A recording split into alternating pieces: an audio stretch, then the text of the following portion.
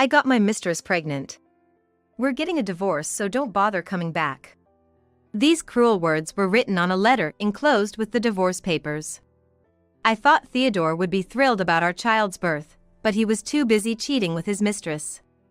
He didn't even show up for our child's birth or help name them. I could never forgive Theodore. While calming my furious parents, I headed to my in-laws' house. I'm so sorry. We really messed up raising that boy. My in-laws turned pale as they read the letter, apologizing to us. They are such good people that it almost hurts. My father-in-law sighed deeply, looked at my mother-in-law, and muttered, "Maybe we should take him down." My name is Camila. I'm 35 years old. I met Theodore, my husband, in a movie theater in my early 20s. He had tripped over the theater's carpet and spilled popcorn all over the floor. I rushed to help, and he bought me a drink as an apology, and we hit it off. He was there to see a limited-time showing of a famous animated movie. The protagonist's name was the same as mine, Camila. Theodore, a fan of the movie, was very excited. "Your name is Camila? I love that movie. I can't believe you're not someone else." "Me too. Have you seen the latest animated film?" We found we liked the same things, became movie buddies, and eventually started dating. Then, at a restaurant themed around movies, he gave me a ring, and I decided to spend my life with Theodore. Turns out, Theodore had received one of his businessman father's companies and was thriving as a young CEO. So, after getting married, I quit my previous job and joined him as an executive, involved in managing the business. My business school experience was put to good use, and it was a rewarding job. I had thought my in-laws would be intimidating celebs, but they were nothing like that. From our first meeting, they were friendly, and after we got married, they looked after us without fail. We lived close but not too close, maintaining just the right distance. "Camila, I got some gourmet coupons. Let's go eat something delicious. Oh, and it's okay to say no if it's not a good time." They would invite us out to eat and even cook for us. I loved cooking with my mother-in-law. She generously shared her secret ingredients and special sauce tips, which I would practice and serve to Theodore. Sometimes we disagreed, but our arguments were more like playful banters about whether salt or ketchup made the best scrambled eggs. My father-in-law also took such good care of me, it was almost too much. Would getting Mom a facial moisturizer for her birthday be too cheeky? "Oh, I'm at the department store now. I'll pick up some moisturizer for you too." Saying this, he gave me some beauty products I had wanted for a while. Their loving relationship always made me smile. I hoped Theodore and I could have a relationship just like my in-laws. However, our peaceful life didn't last long. When my pregnancy became apparent, a new employee joined the company. Hired mid-career, Maya seemed competent and was very beautiful. During her interview, Maya mentioned something concerning.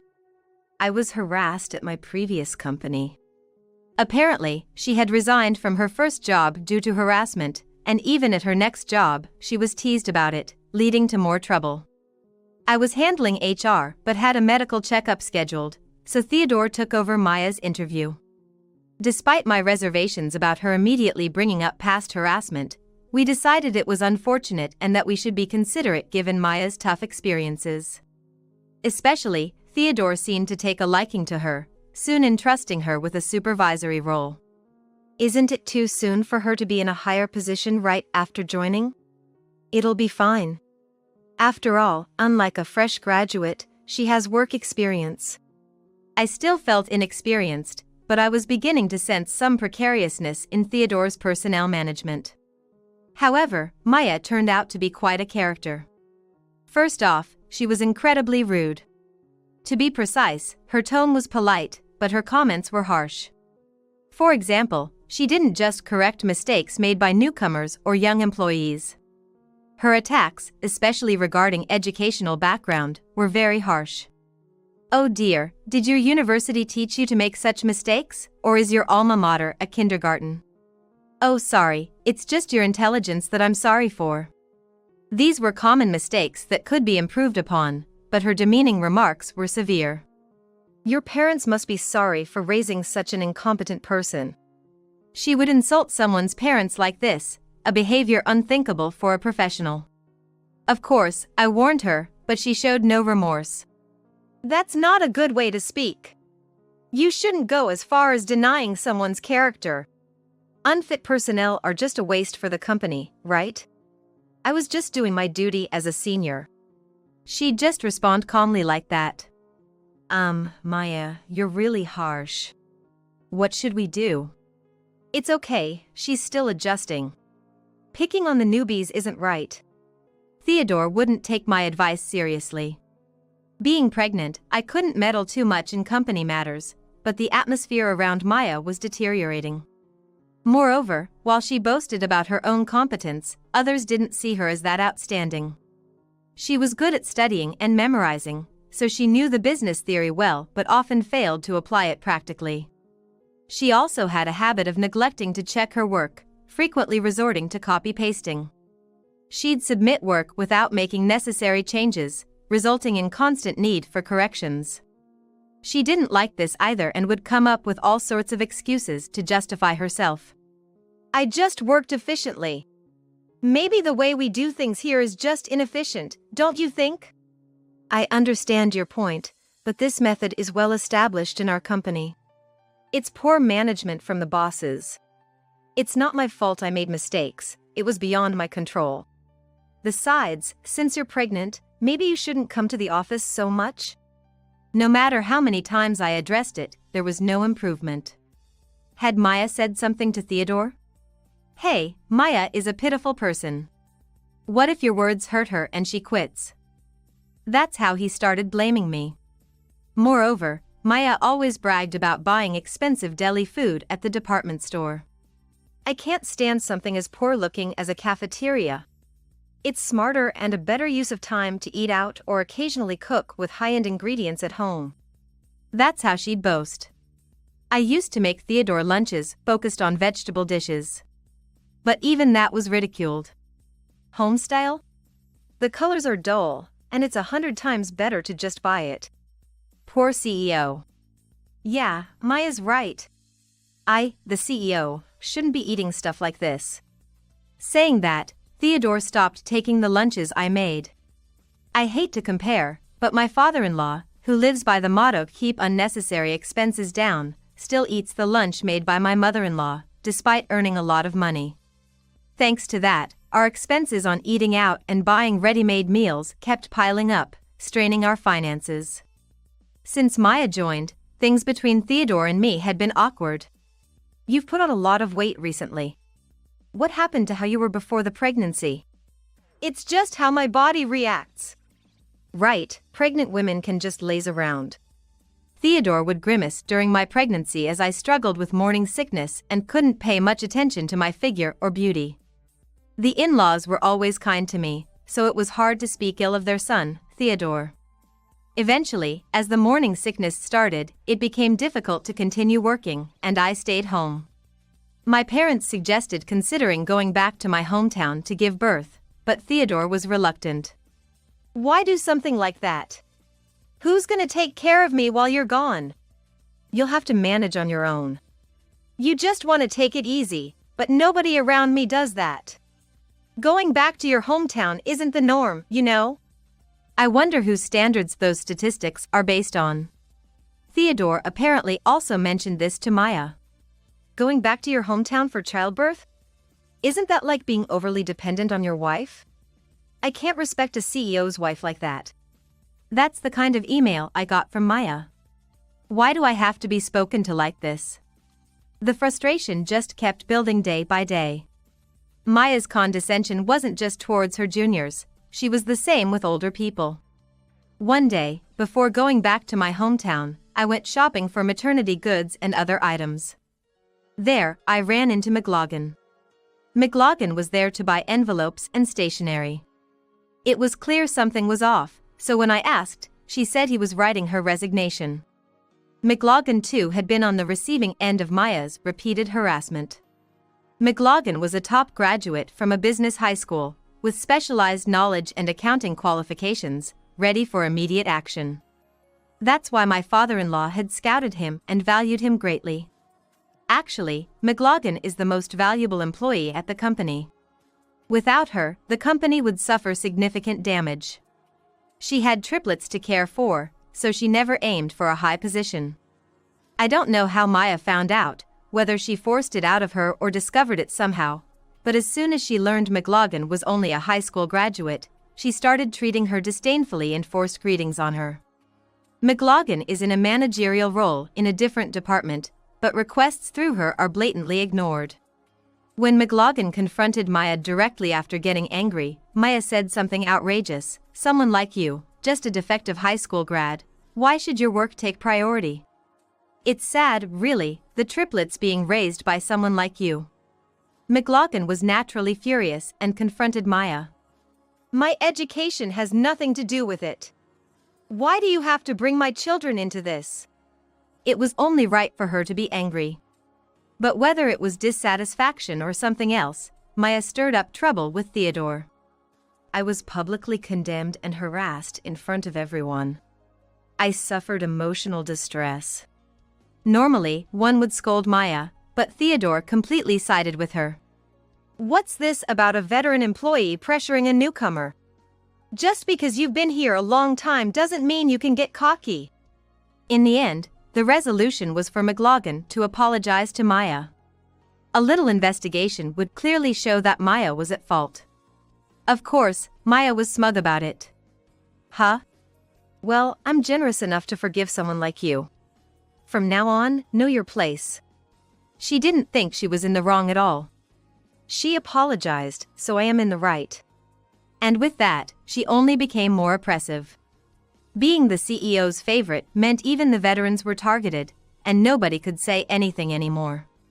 Maya's recklessness only worsened. She sent rude emails to business partners, making verification absolutely necessary. Her lengthy emails full of her own theories, or addressing important people at the partner company by their first names, were just some of the pre-professional problems piling up. But, I mean, if Maya's as pretty as she is, a few mistakes can be forgiven, right? CEO Theodore is so kind. Theodore would still say such melted things.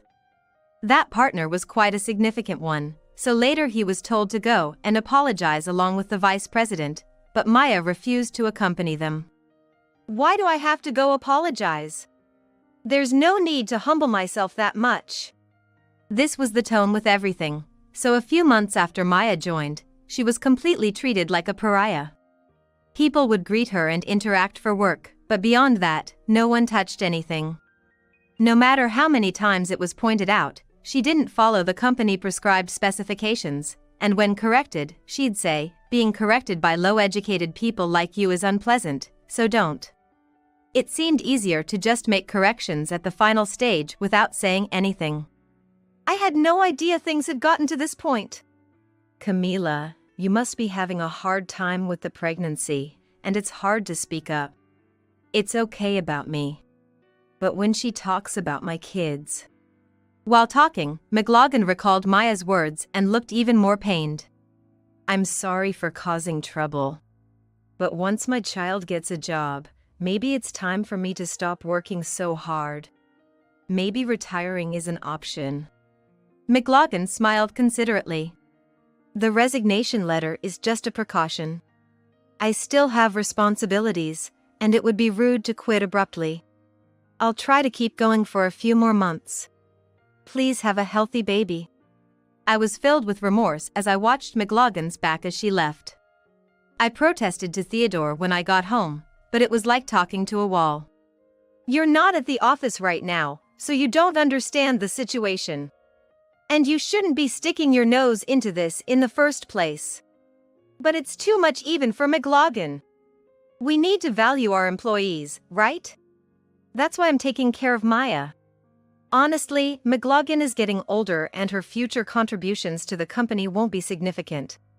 Maybe it's time to think about a transition. Theodore left the house clearly in a bad mood. Lately, he's been staying out a lot, and something feels off. He's not helping at all with naming our child, and it feels like he's drifting further away from me.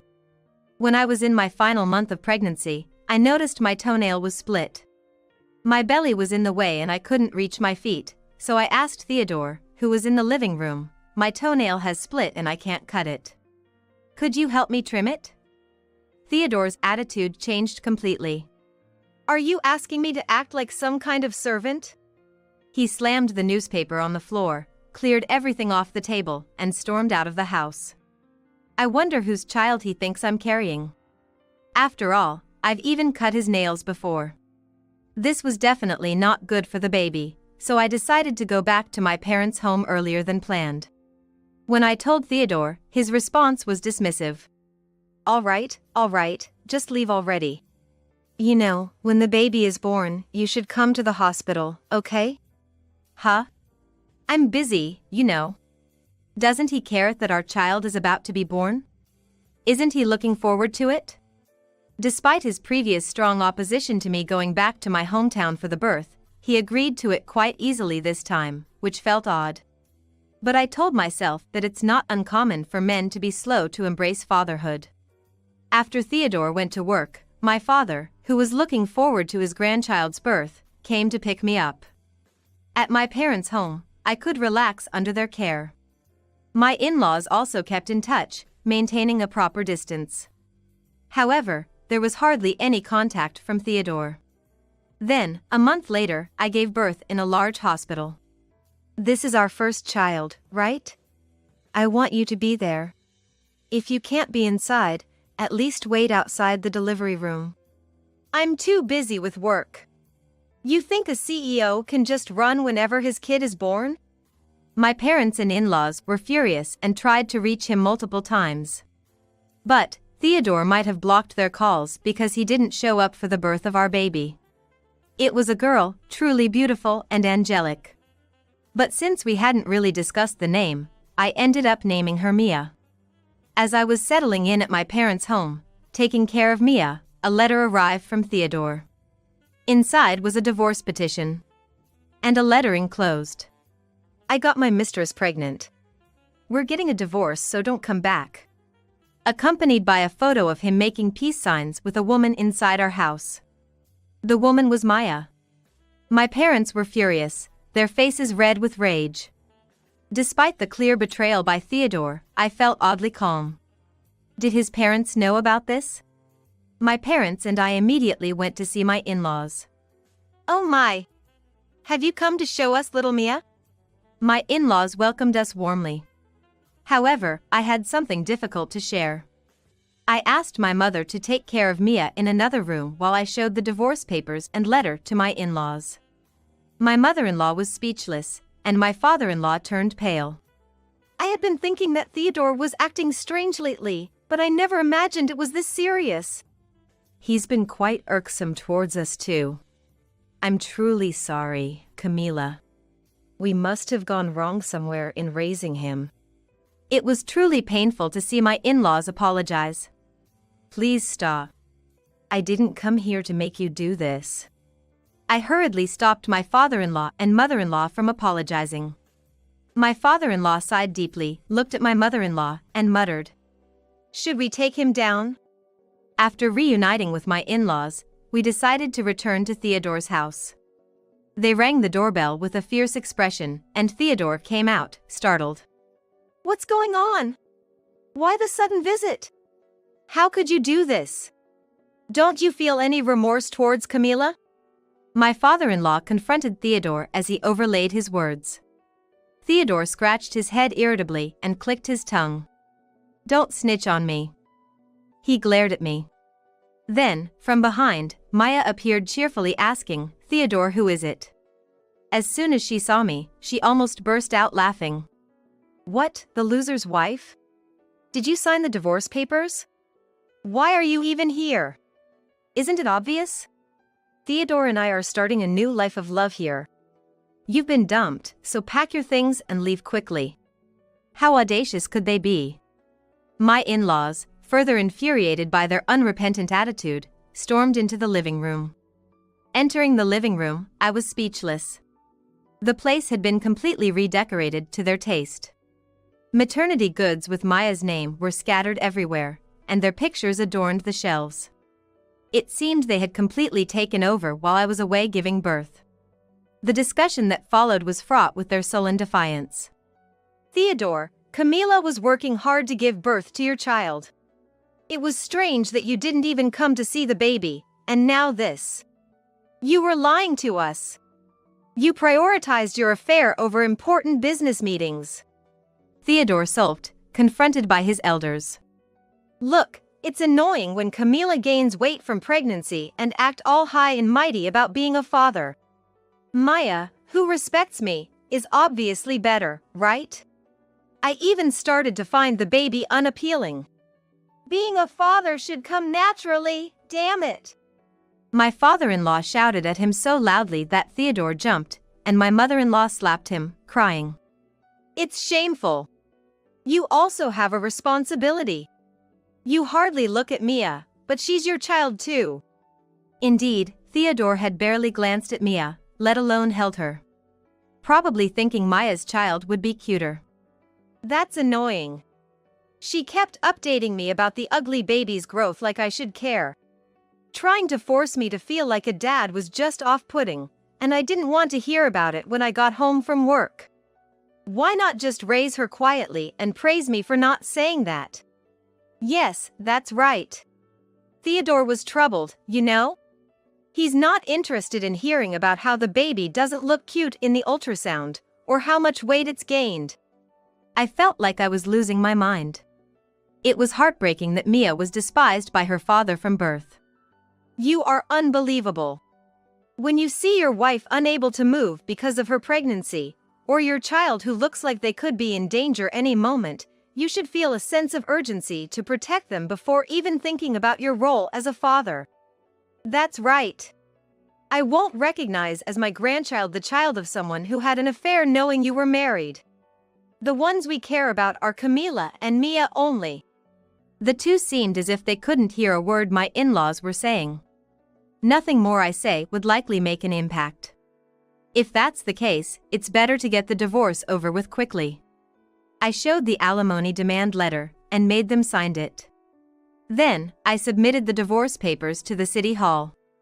"Now that the divorce is finalized, why don't you just get married quickly? Oh, for an old lady, you sure know how to get things moving. How miserable to be thrown out with a few $100,000 in alimony." When we returned home, my in-laws declared they were cutting ties with the two of them. At that moment, their expressions changed drastically. Perhaps they were expecting to still be accepted. "Disowning your own son? Our kid is related by blood too. This baby will become better." Maya glared at me. Her pride was likely soaring from having stolen Theodore from me. However, it was clear my in-laws cherished me, and she couldn't accept that. But the consequences for Theodore didn't stop there. "And you need to resign as CEO." "What? Obviously, you're unfit to be CEO.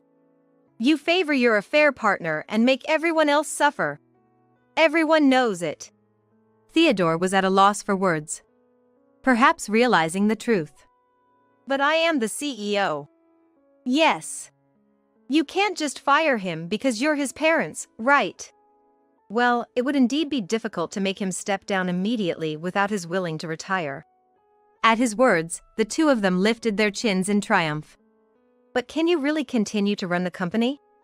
"What do you mean?" "I've secretly surveyed your employees. They said if you remain CEO, they'd quit. It was originally one of my companies, so they agreed to cooperate." Theodore and Maya's mouths dropped open. If everyone quits simultaneously, the company would immediately become inoperable. "Stop threatening me, Dad. They can't find another job that easily. I've promised to hire them if I create a new department in my company." It seems they really hated the current situation. Everyone was quite pleased. "What? They betrayed us." The two were screaming wildly, their faces turning a fiery red. However, cornered by the father-in-law's meticulous preparation, Theodore agreed to step down as CEO. "But you'll at least make me an officer, right? We can't live if you don't." Don't tell me to go back to being a regular employee. Right, Maya. Maya can become the next CEO. Sorry, but the next CEO has already been decided. Theodore was taken aback by his father-in-law's assertive attitude. Who is it? It's McLaughlin. She's the most veteran, and Camila will support her in the CEO task. You don't have to worry at all. You won't be a regular employee. You're fired. Upon hearing that McLaughlin was the successor, Maya's mouth dropped open, and after a while, she began to throw a tantrum. Why her? How can a mere high school grad become CEO? Don't speak rudely. McLaughlin has been cleaning up your messes at work. Oh, and unfortunately, due to compliance issues, we've accumulated too many complaints to employ you any longer. No, that's not right. Maya began tearing at her hair. It's all because everyone badmouths me. They're just jealous of my superior education. You believe those baseless, malicious rumors about me. It was a state of complete confusion. Maya continued to shriek disgracefully. Actually, I had reported the current state of the company to my in-laws right after parting with McLaughlin. My father-in-law had been staying out of company affairs, thinking it best for Theodore. However, upon learning about McLaughlin's situation, Maya's tyranny, and Theodore's negligence, he immediately contacted McLaughlin. He apologized to McLaughlin for his son and wife's rudeness and made her an offer to be the next president, which she accepted, albeit surprised. And one more thing. Are you really the graduate you claim to be on your resume? Maya had practically been hired because Theodore was smitten with her at the interview. As it turns out, no background check was conducted on Maya. If we were to believe Maya's own claims, she supposedly attended a prestigious university, ranking highly enough to be announced. Her parents and relatives had impressive careers and were quite wealthy. Maya often boasted about this, though curiously never showed any gratitude towards her parents. With the salary of someone at her age and position, she owned several luxury watches that were clearly mismatched in value and frequently replaced expensive appliances, living alone in a high-end apartment in a convenient location. She lived a socially enviable, affluent life. It was puzzling why such a person would bother working for us. I get bored staying at home, she had said as her reason. I had seen other wealthy people who got along well with their in-laws. They were all calm individuals. The rich do not quarrel. This proverb seemed true enough. That someone from that background could become so aggressive and so full of a victim mentality, blaming others, was indicative of poor upbringing. I'm sorry, but I had to check. It turns out you did attend that university, but you were expelled midway through. What? For plagiarism in your reports and thesis. And other misconducts, it seems. It didn't take long to find out. Maya bit her lip and looked down. Theodore stood up and began to berate Maya. So, you lied to me? Is that why you never invited me to your home? What? I approached you because you were the CEO, and now this mess happens. Maya's parents are fairly wealthy. Despite their disapproval of her academic dishonesty and dropping out of university, they hoped that throwing her into the working world might straighten her out. Yet, her tyrannical behavior led to her dismissal from her job, causing significant financial losses for the company, which resulted in her parents giving her a severance payment and kicking her out of the house. It was enough money to live a lavish lifestyle for a while, but there was no way Maya could lower her standard of living. Eventually, her savings ran out, and she even started accruing debt. That's when she set her sights on Theodore, a young CEO, intending to secure her position by having his child, based on the fact of their relationship. Her disregard for others in the company stemmed from her belief that they would all eventually be her subordinates, using her uncompleted university degree as a reason to look down on them. Losing the presidency to McLaughlin must have been an unbearable humiliation for her. When I heard that her claims of being harassed at her previous job were just a preemptive strike and a strategy to gain sympathy during her interview, I must have looked as if I were staring at an alien. So, I lost the company because of you. And that kid of yours must be a lie too. No, this really is your child. They started an ugly fight despite both being about to become parents. When I was pregnant and feeling ill, Theodore was having an affair and mocking me. This situation was entirely of their own making. My in-laws suggested they would kick Theodore and Maya out and told me to stay at the house, but I refused. After struggling with morning sickness and desperately preparing the house for the baby, I couldn't bear to return to a home filled with Theodore and Maya's wedding photos and their lovey-dovey selfies. Theodore and Maya eventually left the company. As expected, their married life was reportedly not going well. Theodore was probably hoping for financial support from the company or his father-in-law, as his own savings were minimal. How can you just disown me like that? Do Dad and Mom hate me that much? You abandoned Camila and Mia. If you want help, you should start by apologizing to Camila. Why should I apologize to her? I definitely won't. Theodore, stubborn to the end, used his connections to start working at another company. However, accustomed to being a top executive, he struggled to fit in. For example, he would leave meetings abruptly and not return, going straight home. He said his explanation was so boring that it wasn't worth my time. I was a CEO, so I know these things. Theodore would say, unapologetically, even when reprimanded. And there were worse mishaps. He once accepted a delivery from a vendor but forgot to pass the invoice to accounting. I sent the invoice well before this month's payment deadline, didn't I? Pressed by the vendor, he finally checked and discovered the paperwork error. And she responded to this fact without any remorse. I completely forgot to send it to accounting. The payment will be next month. That's a problem. It's been a month and a half since I submitted it. It's your mistake. Please handle it urgently. So, I just sent it to accounting, and even though it should be the month after next, I've asked them to make it next month as a special favor. Isn't this a bit too persistent? Apparently, Theodore snapped at a perfectly reasonable request from the vendor, speaking as if he was the victim. Naturally, the vendor was furious. How can you excuse your own mistakes like that? You are not fit for this discussion. I'd rather talk to your boss instead. What? Why would you say that about my work? Hey! Are you even aware of the inconvenience you're causing? It's because you have no sense of responsibility that I'm saying someone else should take over. Enough already. Theodore was scolded and had completely become disillusioned with his job. Furthermore, Theodore had irritated his typically mild-mannered clients to the point of anger, making him a nuisance in the company. I'm an adult and yet they speak to me as just hey. That's unbelievable. Normally, this would have been a sobering situation, but Theodore was unrepentant and ended up being fired. Naturally, this cut off his source of income, and with constant quarrels with Maya, Theodore hopped from job to job. He kept asking his in-laws for financial help, but they continually refused. A year later, I was raising Mia, watched over by my parents and in-laws. One day, as I stepped outside the house holding Mia, I saw a man standing there.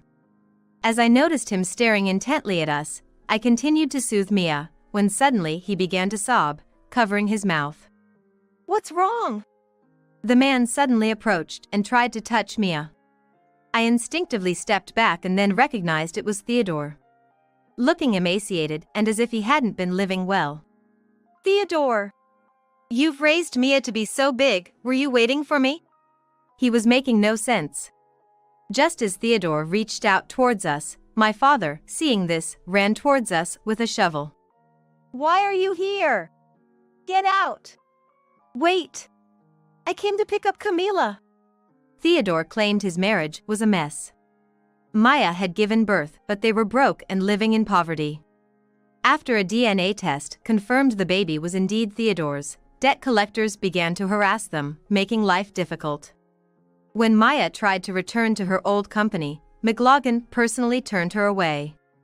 Seeing the company thriving and harmonious without her, she had a meltdown. Why? I deserve to be in charge. Please leave, you're causing a disturbance. Your seat here is no longer available. McLaughlin said calmly as security escorted a stomping Maya away. Theodore and Maya's relationship had soured, and Theodore wanted to leave Maya and the baby and come back. She used to be so beautiful, and now with her messy hair, I can't stand to look at her. Come on, Camila, come back to my house. If you're there, we can kick Maya out. What are you talking about? To think of abandoning your new family as well, you really haven't changed at all. I will never let Mia meet you. Stay away from us. Theodore looked desperate. You've become just like your mother, completely losing the innocence you once had. If you don't leave, I'll call the police. My father, threatening with the shovel, seemed to frighten Theodore enough to make him flee. I'm sorry, our foolish son has. I talked to my in-laws, who apologized and then agreed to install security to ensure our safety. If he lurks around again, I won't hold back. Although I doubt I'll have anything to do with Theodore and Maya again, their intense personalities haunted my dreams during tough times. I want that to be the last of it. In my arms, Mia slept peacefully. Even without a father, she has the strong support of both grandparents. She will definitely be happy. Above all, I am determined to live positively for the sake of this little life before me. Has the transfer not happened yet? Fulfill your motherly duties. What? I'm not your mom though? Huh? At my declaration of not being her mother, Mary hesitated for a moment. Her face, selfishly demanding money, had begun to resemble that of my mother-in-law and Kevin's. It's because of your affair that our family fell apart, so take responsibility. Hearing Mary spout lies as if they were truths, it seems she hasn't yet been told the actual story. No matter how much she's been influenced by my mother-in-law and Kevin, Mary's personality has become severely distorted.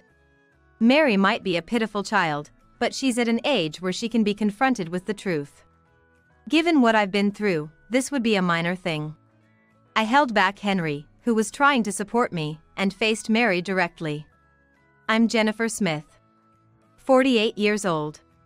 Next time, there's a deep-sea fish exhibit at the aquarium. How about we go together over the weekend? Really? Let's definitely go. I'll book the tickets. Now, I live happily with my beloved husband, Henry, but I'm actually remarried. My previous marriage was truly like going through hell. I still occasionally have nightmares about my ex-husband Kevin, my former mother-in-law, and my daughter Mary. In my life with Kevin, my previous spouse, I lived with my mother-in-law while raising our daughter, Mary. However, my mother-in-law and I just didn't get along. Kevin and I got along because we were alumni of the same university, but it seems that didn't sit well with my mother-in-law. A woman like you getting an education means nothing. A cunning daughter-in-law like you is not suitable for my son. Every time we met, it was just a stream of snide comments. Moreover, she would always find an excuse to call me over to do chores or go shopping. Kevin initially stood up for me. Mom is from an older generation, so she's a bit set in her ways. Sorry about that. He would apologize and take me out to make up for it, but it seems he grew tired of it. His efforts to protect me from mother-in-law's bullying became lackluster. Hey, can't you do something about your mom? She asked me to come clean again, but I'm working too, so I don't have time. It can't be helped, right? That's just how she is. Besides, she doesn't mean any harm, so you should manage it wiser. His indifferent attitude became more apparent. I thought about separating from mother-in-law, but both Kevin and I were working. And finding childcare was tough. My mother-in-law was happy to take care of Mary, so ending the living arrangement wasn't realistic. However, in hindsight, letting Mary spend so much time with my mother-in-law turned out to be a mistake. By the time Mary was old enough to understand, my mother-in-law's values had been deeply instilled in her. Mary was affectionate towards me until she was about 2 years old. Probably because Kevin and mother-in-law didn't want to deal with the terrible 2-year-old kid, where she would cry and scream about anything. Watching a fussy Mary fall asleep would make the exhaustion from work and the mental strain from dealing with my mother-in-law disappear. I guess I did love kids after all. However, as Mary turned 3, started speaking more, and began attending preschool, she gradually became more selfish. Yet, my mother-in-law and Kevin, who spoiled Mary, never scolded her. Discipline, which naturally means scolding my child when she does something wrong, has become my area of expertise. For instance, when we went to the supermarket, Mary often ran around the store. Mary! I told you not to run around in the supermarket. It could be a nuisance to the store if she bumped into products, and she could get hurt herself. That was why I cautioned her. However, Kevin and my mother-in-law would immediately interject. There's no need to get so worked up and scold her. It's natural for children to run around lively. It's the stores that have a problem if they find children to be a nuisance. That's right. Look at Mary go. She's going to grow up healthy, isn't she? With them defending Mary like this, whenever I scolded her, she would run to them. If you don't scold her properly when she does something wrong, it's not good for her. Don't get so hysterical. She's just a child. Besides, if you were a proper mom, maybe Mary would behave better, don't you think? Talking to Kevin about how to raise Mary always ended with it somehow being my fault. Mary also liked sweets, and beyond the amount of sweets I had originally decided on, my mother-in-law and Kevin were secretly giving her more. It got to the point where she failed her health examinations. Even then, my scolding fell on deaf ears. Mary, your mom wouldn't let you have honey when you were a baby. Little kids love sweet things, and she took that away from you. What a mean mom, huh? Yeah. I hate mommy for saying I can't have sweets. Botulinum toxin? That's not a big deal, right? Don't be so uptight about a little candy. You can just adjust with cooking. They were not only ignorant about allergies but also seemed not to appreciate the efforts I had made to protect Mary all this time. And they always sought Mary's agreement, so she never reflected on her actions. Instead, as Mary grew to dislike me more with each passing day, my mother-in-law doting only reinforced her bad behavior, making her mean streak all the more apparent. My candy is gone. Oh. There it is. Mary would say, pointing to my share of the sweets after she had finished hers. When I scolded her for this, thinking it would affect Mary's character in the future, she screamed and cried, "It's not my fault."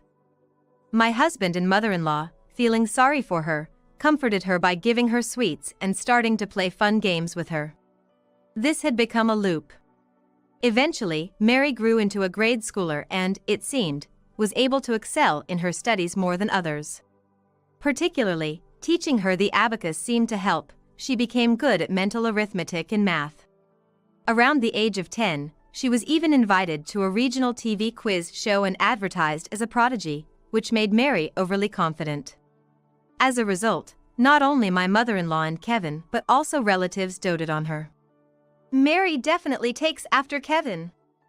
She's so smart. Absolutely. Mary is our pride and joy. Maybe it was my teaching that did it. She could be a doctor or a lawyer in the future. Of course, I should be. I mean, it would be weird if I couldn't handle such simple problems. While I was pleased to see Mary's talents flourish to this extent, her arrogant attitude became increasingly apparent. I know more words than you, so I'm amazing. Why can't you do this? Mary compared herself to a 5-year-old relative and made the child's mother angry. I ended up apologizing them profusely.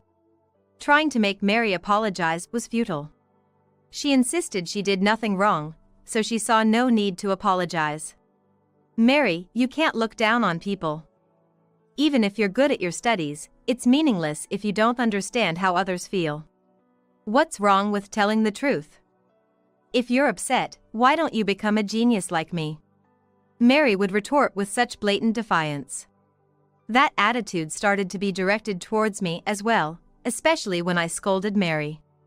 The fact that my mother-in-law and Kevin always sided with her only worsened her behavior. Hey, I need money for some cosmetics. I can't give a grade schooler that much money. You just bought a $100 game the other day. So? You couldn't even do simple calculations at my age. I'm telling Grandma. She would retort dismissively.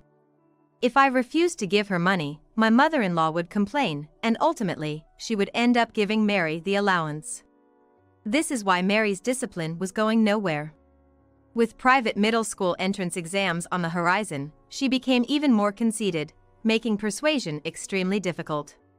Consulting Kevin was futile, he was too overjoyed to listen. If this continues, she'll become despised. She won't listen to me, so I want you to firmly tell her. You're just stupid, and that's why you don't get along. She truly is my child. Kevin was too caught up in Mary's potential future and fell deeper into gambling. Have you been to the gambling again? We're not wealthy enough to be splurging like this. I'm only spending within limits for fun, don't order me around. Plus, Mary will earn plenty in the future. Kevin was unreliable, and the ongoing disputes with Mary, along with my poor relationship with my mother-in-law, were mentally exhausting me. Mary's haughty demeanor towards her schoolmates led to troubles, prompting calls from her teacher. She prided herself on cornering others with her logic, leaving adults at a loss on how to deal with her. My memories of this period are patchy, likely due to the strain of my relationship with Mary. And then came the fateful day. On this day, Mary received her private middle school entrance exam results, passing with flying colors, and the house was filled with joy. However, as the mother-in-law planned to go out for a celebratory dinner, Mary uttered unbelievable words. "Don't come, old woman. You'll just ruin the fun." "What do you mean?" I asked, my mind going blank for a moment. Never did I imagine being referred to as old woman by my own daughter. "She doesn't want to eat with you." "Indeed, we don't need a nagging old woman around." "That's right. A cheeky woman like you isn't family." That's exactly what it means. An old woman who only says mean things have no rights. And dressing up for nothing, how lame. Laughing scornfully, the three of them left for the restaurant I had reserved. Left alone in my best clothes, I crumbled at the entranceway. I had reached my limit. Being disregarded to this extent, I had no confidence in continuing to live like this. While they were out dining, I went to the municipal office to pick up a divorce form. I decided to leave the divorce paper in the living room and return to my parents' house. Later, I received an email from Kevin. "Hey, what's this about? Divorce, seriously? You got mad over that? I just can't keep up with you all anymore. You take care of Mary. To think you could have been the mom of a prodigy and you're wasting it. Fine, I'll give you the divorce. I don't care at all whether Mary is a prodigy or not. What mattered most to me was escaping the house as quickly as possible." Hoping to speak to Mary one last time, I asked Kevin to put her on the phone. "Divorce? Fine with me. If it means I don't have to hear you nagging anymore, then rather, it feels like I should say thank you." I had hoped for some words of remorse, but expecting that was foolish of me. Nothing I had taught Mary had resonated with her. "So, you're not needed." By then. The call was abruptly ended, and my over 10-year marriage ended just like that. My mother was surprised when I suddenly returned home, but after I explained everything, she had tears. "I can't forgive anyone who bullies my precious daughter. Forget about having a granddaughter, just stay here." She welcomed me back. For the first time in a long while, I felt cared for and cried all night. I had remarried, trying to forget that terrible marriage and started a new life. Just as my life had stabilized almost 6 years later, a call came through on my smartphone. I was at work and couldn't answer, so it went to voicemail. Thinking it might be work-related since there was no name, I played the message. But the voice that came through was unmistakably hers. "Hey, it's Mary. Why didn't you pick up right away?" I nearly dropped the phone in shock. What could Mary possibly want after all this time? I'll forgive you for not picking up the phone, so I'll make it quick. Give me some money. Deposit $20,000 into the account I'm about to tell you. The message ended with those words and an account number. I stood there, mouth agape. To call out of the blue demanding such a large sum of money was outrageous. Besides, I should have no ties or obligations to my daughter anymore. I feared getting involved again might disturb my peaceful life. I decided to act as if I hadn't heard the message. Ignoring it seemed the best response, but Mary's demands for remittances only increased as days passed. The phone's been ringing, is something up?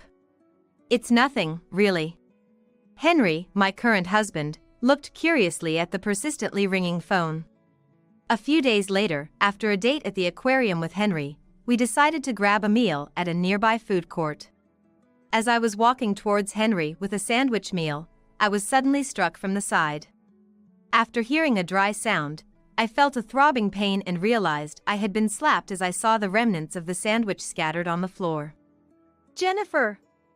Are you okay? Henry, having witnessed the whole scene, rushed over to me in a panic. Looking to the side from where the blow had come, I saw the face of a grown-up Mary. She seemed to have gained a significant amount of weight, likely due to poor dietary habits.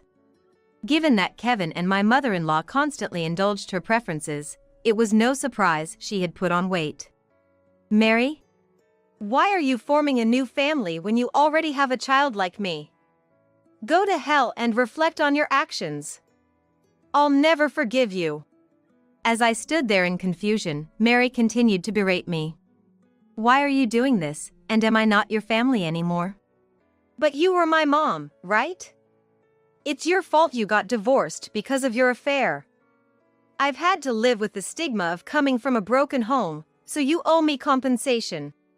Mary's irritation was evident as she stamped her feet increasingly louder. Has the transfer not happened yet? Fulfill your motherly duties. What? I'm not your mom, though? Huh? At my declaration of not being her mother, Mary hesitated for a moment. Hearing Mary spout lies as if they were truths, it seems she hasn't yet been told the actual story.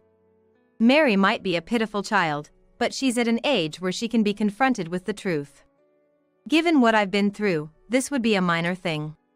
I held back Henry, who was trying to support me, and faced Mary directly. What? You're still hung up on the past? You still have an obligation to pay child support, you know. That's where you're wrong. I'm not biologically related to you. What? Don't start with that nonsense just because you want to escape responsibility. It's your fault for cheating, isn't it? Me, cheat? That's absurd, but Kevin must have filled Mary's head with all sorts of lies. And despite the cruel words Mary had said to me over the phone during the divorce, she seemed to have conveniently forgotten all about that. Kevin must have told you things that suit him. The divorce wasn't because of any affair of mine. I was just fed up with you all. Quit your excuses. I need money now, anyway. Accepting such a ludicrous demand for $20,000 out of the blue was out of the question. Even if what you're saying is true, I can't just come up with a large sum of money all of a sudden. Why do you need it? Mary explained that she had successfully accepted by her choice of university but couldn't enroll because she couldn't afford the entrance fees and other expenses. So, she needed money for enrollment and other expenses after university admission. Since then, Dad's been wasting money on gambling like water. You need to do something. It seemed Kevin's gambling habit hadn't changed and had only gotten worse. Towards the end, he even started taking money from my wallet, making it clear how difficult it was to escape addiction. I sighed with a mix of relief and bitterness, thinking I really did well to leave. What are you laughing at? I was called a prodigy, so hurry up and give me the money. As I've been trying to tell you, I'm not your mom. Taking a moment, I then shared the truth with Mary. I had always loved children and dreamed of having my own, but reality was cruel. Medical tests revealed I was unable to have children. After several tests and consultations at the gynecologist, the verdict was the same, and fertility treatments were not promising. My boyfriend at the time desperately wanted children, so we parted ways tearfully. It wasn't anyone's fault, and it was a mutual decision, but it left me devastated. I thought I would never be able to hold my own baby in my arms. That's when I met Kevin. He was shopping at the local supermarket, holding a baby, but he was clearly inexperienced. He was struggling with a crying baby while holding a bag containing eggs that had cracked and were making a mess inside the plastic bag. Seeing him like that, I couldn't help but approach and speak to him. Kevin's previous wife had left him after having an affair, leaving him struggling with the care of newborn Mary. Having taken care of my younger sister before, I was more experienced with babies than Kevin. Actually, I thought that if it was left to Kevin alone, they wouldn't be able to have a proper lifestyle. I've always enjoyed being involved with children, so before I knew it, visiting Kevin's apartment to check on Mary had become a habit. Gradually, I developed affection for both Kevin and Mary, which led to Kevin and me dating and eventually getting married. The truth about Mary's biological mother running away after an affair was too harsh, so Kevin and I decided to raise Mary under the assumption that I was her biological mother. We knew the truth would come out eventually when getting a passport or other opportunities that may require birth certificate, but by then, we hoped Mary would be mature enough to understand. At first, my mother was bewildered, but my enthusiasm for raising a child got through to her. Accepting my decision, she said, "If that's what you think is best, Jennifer, then do it.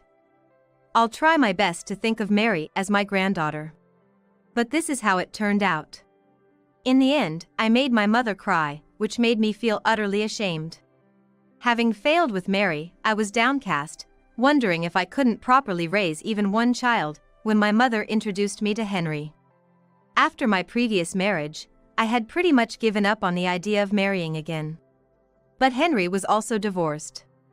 Henry, like me, had been sought after as the heir to a company in his previous marriage, entering the mother-in-law as a son-in-law, only to be significantly tormented by his in-laws. His spouse didn't defend him, and he was constantly belittled by his in-laws, unable to lead a decent life.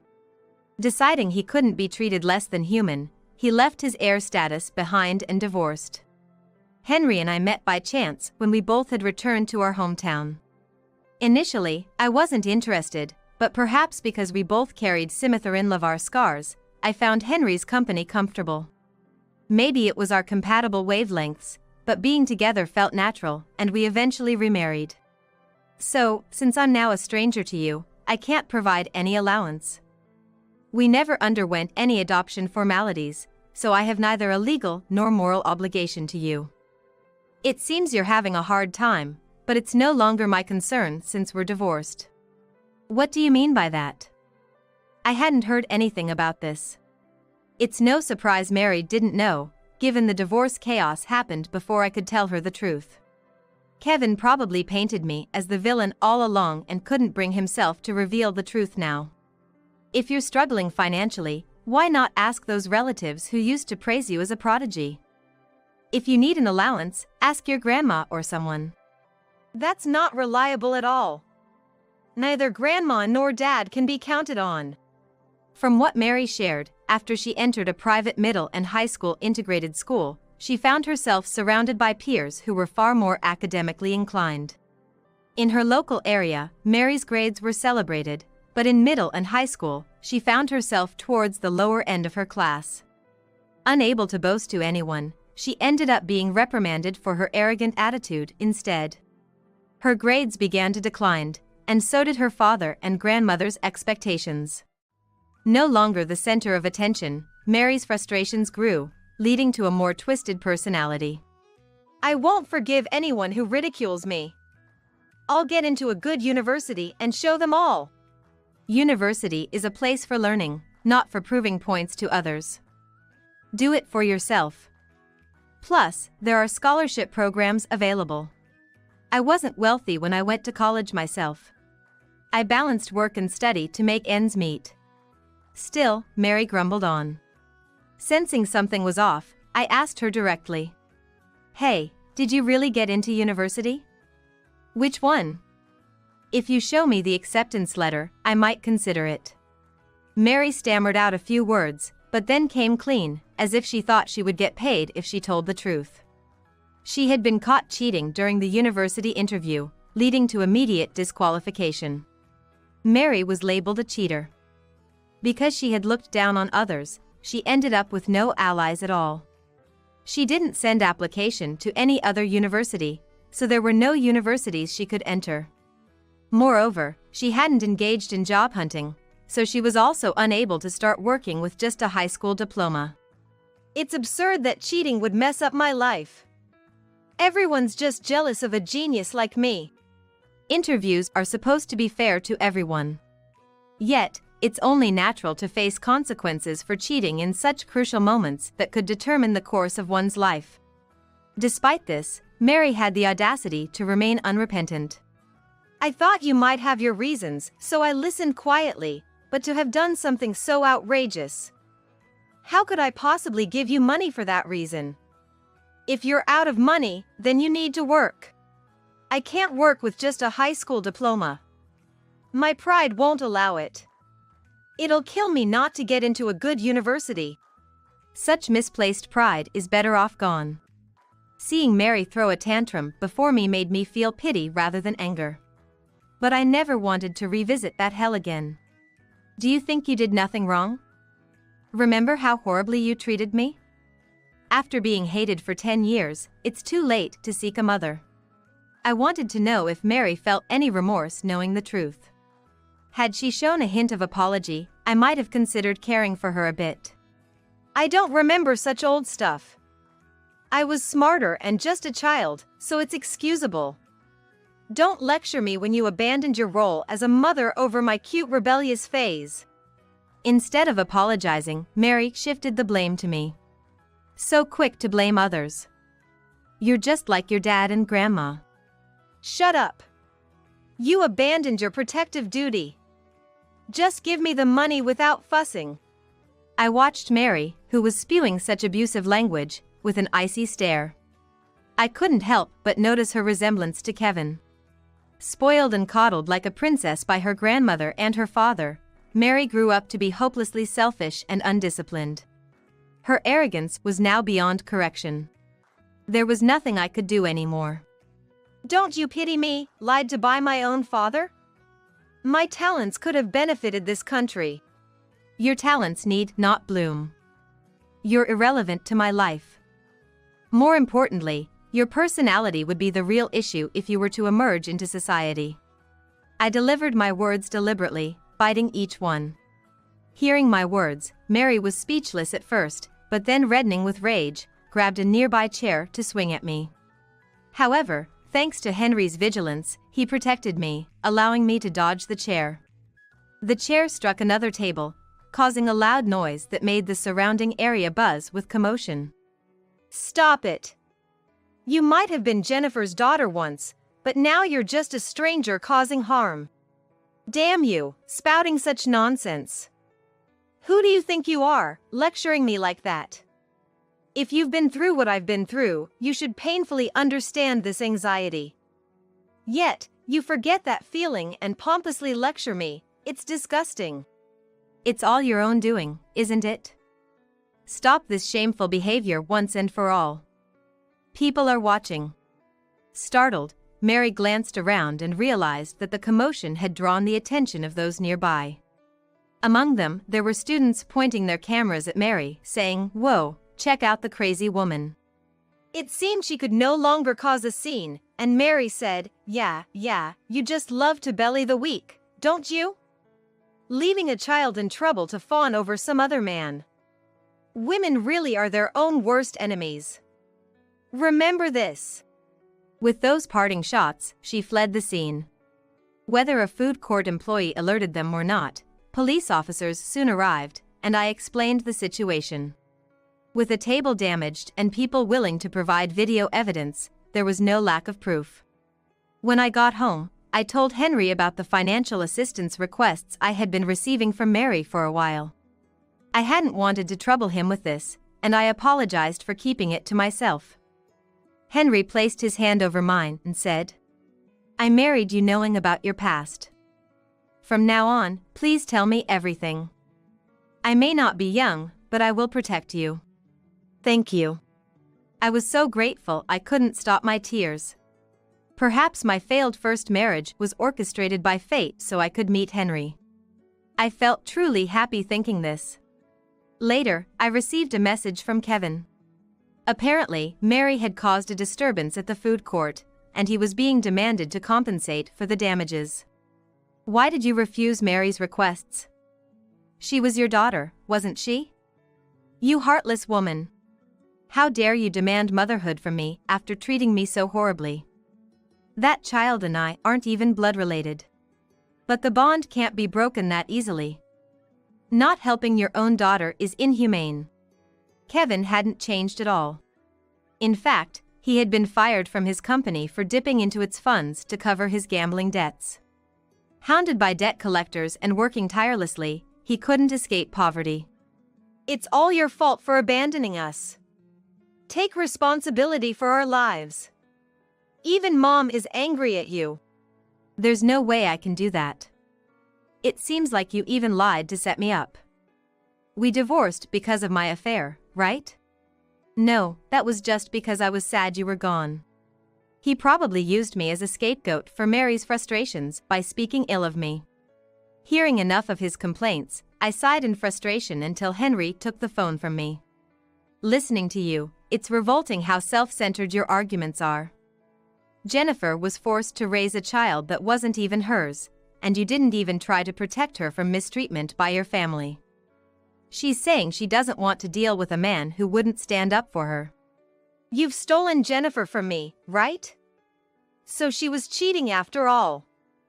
I should demand alimony from you both. This conversation is going nowhere. Your situation is entirely your own doing. Persist with this, and we'll consult a lawyer or the police. With a firm tone, Henry ended the call. After that, Kevin and his family's calls and messages came non-stop, but they ceased immediately after a lawyer got involved. Please, I'm begging you, loan sharks are making my life miserable. If you have any compassion, lend me some money. I don't need a poor family like this. Telling me to work, unbelievable. Hey, Mom, can I come live with you? Your neglect has made our lives miserable. I can't just go out and work now, send money. The content of the messages portrayed a dire situation for Mary and Kevin. Later, my mother told me that Mary had also shown up at my parents' house. Trying to elicit sympathy, Mary acted pitifully sweet. Hey, Grandma, I'm really suffering. I have no money, no food. Can I live here for a bit? My mother was furious at her audacity. After barely showing your face and now calling me Grandma, I find it disgusting. You've tormented my daughter to the bone, and now you dare come here. My mother vehemently turned Mary away. Mary ended up working, but her lack of social norms meant she was often reprimanded and quit repeatedly.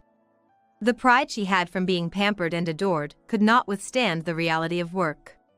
Moreover, the internet's viciousness spread videos of her rampage, making finding employment even harder. Mary's life is set to be a difficult one. It might seem cold, but as an outsider, there's nothing I can do, nor do I want to help anymore. My life with Henry is what matters most to me. Jennifer, let's go on a picnic next time. I'll reserve a nice spot for us. Really? I'm looking forward to it. I'll make a special lunch. Henry offers me coffee, inviting me to another weekend date. While not lavish, these small joys are what we cherish, living our lives in tranquility. This is my greatest happiness, I thought, as I sipped my coffee and sighed contentedly. Oh no, I forgot to buy it, Madison said, and then started laughing as if she found it amusing. Jacob joined in with the laughter. Their reactions were like something out of a comedian. But this was no sketch. Madison probably deliberately didn't prepare my plane ticket. It's clear from her usual behavior. She seems to find me, her mother-in-law, a bother. So, she probably didn't want to take me on the family trip. on the morning of the trip. In the middle of the travel season, it was going to be tough to secure a plane ticket now. So, that's her excuse for leaving me behind. Well, it can't be helped.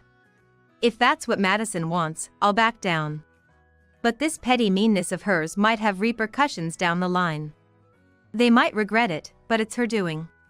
She'll have to take responsibility as an adult. My name is Grace Brown. I'm 52 years old. I lost my husband 2 years ago and now live with my son and his wife. Jacob, my son, is hardworking and got a job at a major company after graduating from a prestigious university. Then he met Madison, got married, and they had a son, Tom. It's a picture-perfect life. However, I'm not part of my son's life plan. My daughter-in-law, Madison, blatantly treats me as a nuisance, and Jacob just goes along with whatever she says. You should work too. As soon as she enters the room, Madison says this with her arms crossed. Can't you at least earn your own living expenses and help support the family? But, with Jacob's income, I don't really need to work. Jacob is still young, at 29, but he's already seen as a promising employee. His income is stable. However, Madison completely dismisses my argument. Don't you think it's shameful to rely entirely on your son's income for food, clothing, and the house you live in? Is that really necessary to say? It's the truth. She says with a cold voice. We can barely afford just Tom's extracurricular activities.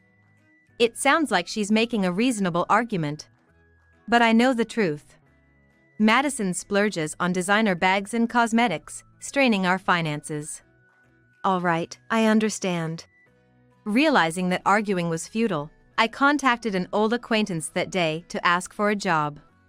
I wanted to return to work as a part-timer at the company where I worked when I was young. As soon as I went back to work, Madison's whims only increased. She started to hang out with friends using the time when Jacob and I were not around. Jacob, can I talk to you for a second? What's up, Mom? I had brought up my concerns to Jacob just once before. Madison had gradually been coming home later and was starting to forget about household chores. Laundry would be left hanging even in the evening, and dinner wouldn't be ready. There were aspects I just couldn't cover anymore. Could you talk to Madison?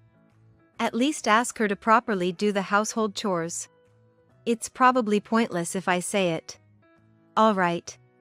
Jacob nodded then, but it seemed like he never actually spoke to her. Or maybe Madison talked her way out of it. Either way, Madison's behavior didn't improve. The one who felt sorry was Tom. I'm hungry. Just wait a bit, I'll make something you can eat. When Tom came back from school, he was in a situation where he couldn't even have dinner, let alone a snack. I was out working until the last minute, too. Even if I started cooking dinner as soon as I got home, dinner time inevitably got pushed back. Grandma, I want to eat pasta. All right. Let's have pasta tonight then. Yeah. Despite it all, Tom never blamed anyone. He didn't complain about the late dinners, and he honestly ate whatever I cooked. Grandma's food is delicious. I'm glad. I petted Tom's head as he happily munched on pasta, feeling relieved. Tom looks like his father, reminding me of Jacob when he was young. Jacob used to love the pasta I made, too. While thinking about this, I wait for the two of them to come home. I'm home. I heard a voice from the entrance. Madison walked into the living room. In her hands, she carried shopping bags with brand logos on them. Welcome back, Madison. Jacob, who had come home from work earlier, casually greeted her. It seemed Jacob was rather proud of his wife's extravagant spending. He felt fulfilled as a man for being able to provide his wife with a life of luxury. Feeling this from his profile, I sighed. I wonder what Madison and Jacob think about Tom. Both of you. After dinner, as Tom went back to his room, I seized the moment to speak up. What is it? Tom feels lonely every day when he comes back from school. You, as his parents, should properly welcome him home. About that, you see. Mesmerized by her new bag, Madison spoke. Her tone was casual, as if it were an afterthought. His teacher said with Tom's current grades, he won't get into a good middle school. So, we were thinking of increasing his private tutoring hours. If you push him too hard, Tom is going to collapse. I exclaimed almost like a scream. Tell Jacob too. Do not push the boy too hard. I leave Tom's education up to Madison. Jacob's gaze was fixed on the TV program as he answered. If Madison says so, then I think that's fine too. Jacob! What was he thinking? Jacob had always lacked a sense of independence. During his school days, that was treated as a virtue. He was the kid who listened well to teachers and parents. Now, it seems like he's just following Madison. Jacob, you're his parent too. Quit nagging. The parents have agreed it's okay. Can't you just be quiet, Mom? Exactly. Jacob and Madison together dismissed my words. But just as I was about to say more, I heard footsteps. Tom had come back. Tom. It's okay, Grandma. I'll work hard on my studies. You're such a good boy, Tom. Madison smiled at Tom. He bravely nodded back at his mother. True to his word, Tom started private tutoring sessions. It was an obviously unsustainable schedule. Soon, Tom fell ill. Tom looked feeling bad in the morning. His face clearly showed he had a fever. Tom, you should stay home from school today. Don't make decisions on your own. Madison snapped back, irritated, but I stood my ground. He has a fever. He needs to rest. So, don't tell me what to do about my son. Her hysterical voice cut off. Jacob came in with a cheerful voice, saying, I got some time off. Starting today, I'm on vacation. This weekend, we're going on a family trip. Really? Madison's mood instantly changed to a smile. Her stance shifted dramatically. Then we need to get that fever down. I'll have him skip school, so please take Tom to the doctor. What? Just moments ago, she insisted he go to school. Now, she's saying to skip school and go to the doctor instead. Confused but prepared, I got ready to take Tom to the hospital. Regardless of the reason, it's good that Tom can skip school. And I can take him to the hospital. Sorry, Grandma. It's all right. Let's go to the hospital together. Yeah. After nodding, Tom muttered to himself. I hate bitter medicine. Then we'll ask the doctor for medicine that isn't bitter. Really? Tom finally showed a childlike expression. His eyes were sparkling. Is there such a thing as sweet medicine? There must be. Let's ask the doctor about it, okay? Yeah. Holding the innocently smiling Tom's hand, I got into the car driven by Jacob. When we arrived at the hospital parking lot, Jacob said, I don't want to catch a cold either, so I won't go inside the hospital. That's so heartless. I protested, but Jacob didn't pay any attention. He didn't get out of the car finally, so I reluctantly led Tom to the reception. The hospital was fairly busy. Everyone looked somewhat unwell, and it was painful.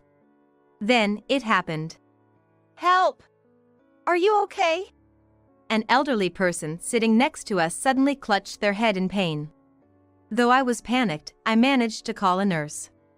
Over here! Someone has collapsed and looks in pain. This is serious. The nurse who responded also looked pale. It was a dangerous situation. Is he going to be okay? He'll be fine. The doctor will take care of him. Holding the anxious Tom's hand, I reassured him. Inwardly, I wasn't sure what would happen. I wondered if the elderly person would be saved. The other patients were also looking in the direction the elderly person was taken, murmuring amongst themselves. After a while, a man in a white coat approached.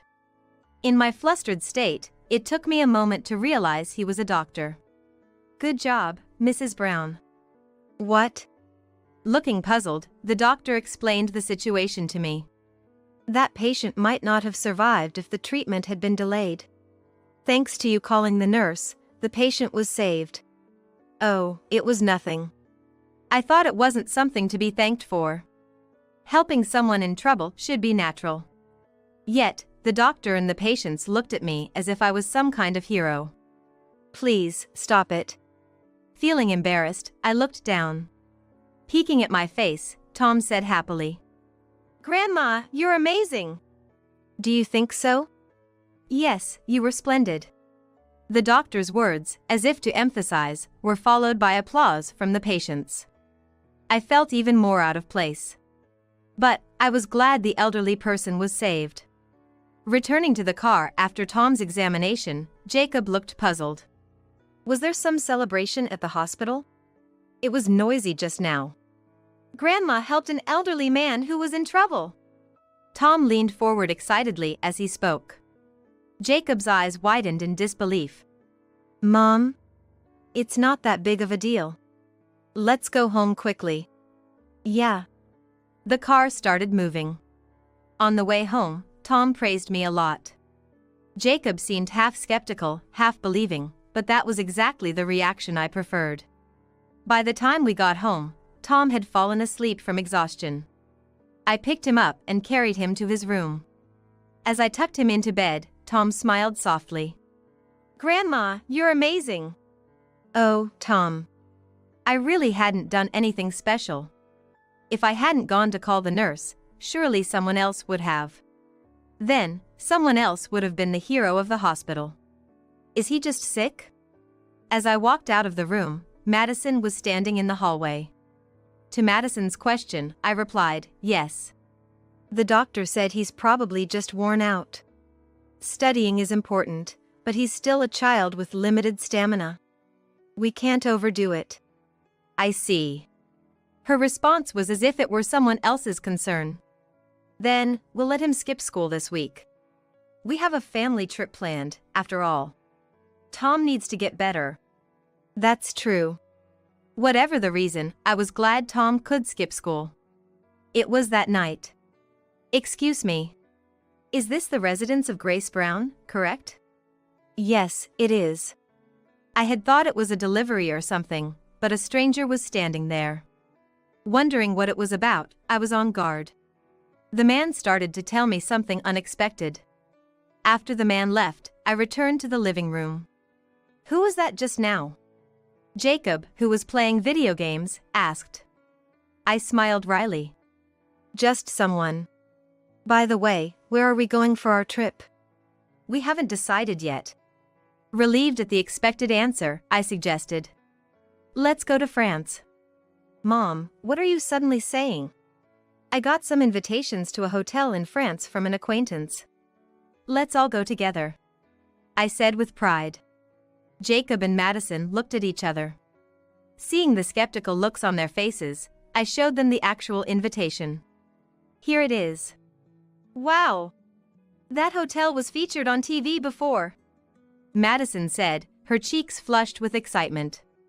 Frowning, Jacob stared at me intently. "Mom, who gave you this? What does it matter? It's a gift." Madison, beaming, looked at me with anticipation, rubbing her hands together. "Thank you. I'm glad you're pleased." Laughing in response, I was foolish. The morning we were finally set to depart on our trip. "Oh no, I forgot to buy something." With an unpleasant smile, Madison said. "I forgot your plane ticket. It's too late to arrange it now, so you'll have to stay home." "That's terrible." Even Jacob was laughing, reacting as if watching a skit on TV.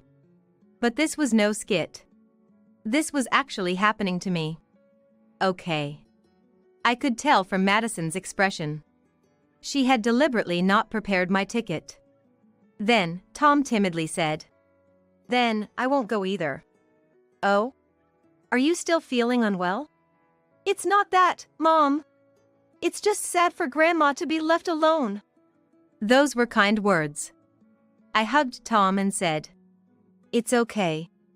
Don't worry about me, just go and have fun." "No!" It was rare for the honest Tom to insist on his point. Crossing her arms, Madison said, "Well, can't be helped. Then, it'll just be Jacob and me going. Just the two of you. Nice. And with that, Madison and Jacob headed to the airport from our home. Left at home, I thought while preparing lunch for Tom and me. Madison. I knew she disliked me. But I never imagined she'd do something this cruel. Well, it can't be helped. I was predicting what would happen next. Because of that invitation. It cannot be used if she is absent. What? Apparently, there was such an exchange between Madison and the hotel manager upon their arrival. Jacob called me in a distressed state, and I listened to his story. The elderly man you helped, Mom, seems to be the CEO of the company that owns the hotel. Yes, that seems to be the case. I nodded over the phone. I had received an explanation about the situation from the man who visited me. Strictly speaking, that elderly man was the former CEO. He had handed over all company responsibilities to his son and was enjoying a peaceful retirement in the countryside. That's when he happened to fall ill and met me at the hospital. That invitation was a token of gratitude from the CEO. So, I thought it probably wouldn't work without me being there. How mean! Jacob said, exasperated, but I had my reasons. Jacob. If you had stood up for me at that moment, I was planning to tell the truth. It's my fault? Jacob's voice grew loud in surprise. Truly, he was unaware of his own lack of compassion. It's sad, considering he's my son. Grace! Madison's furious voice interrupted. Despite the shrillness that hurt my ears. What are you going to do now? We can't stay at the hotel, and all our plans are ruined. If you had taken me on the trip, this trouble wouldn't have happened, would it? It's because of their petty meanness that they ended up being locked out of the hotel together. Other hotels have been contacted, and none will take us in. Then, you have no choice but to come back home. You're joking. Madison raised a distressed voice as if she were the victim. Spending so much money to come to France, we cannot just go back home. I wouldn't recommend sleeping outside. It's dangerous. If you think so, please help us. Madison was wailing like a child. Do something. My first trip to France turned into such a bad memory. I can't help. Seemingly having given up on relying on him. With footsteps, Madison's voice faded away. Is there anyone who can help us? Stop it, it's embarrassing. Mom, I'm gonna hang up for now. Yes. I was rather relieved he decided to hang up.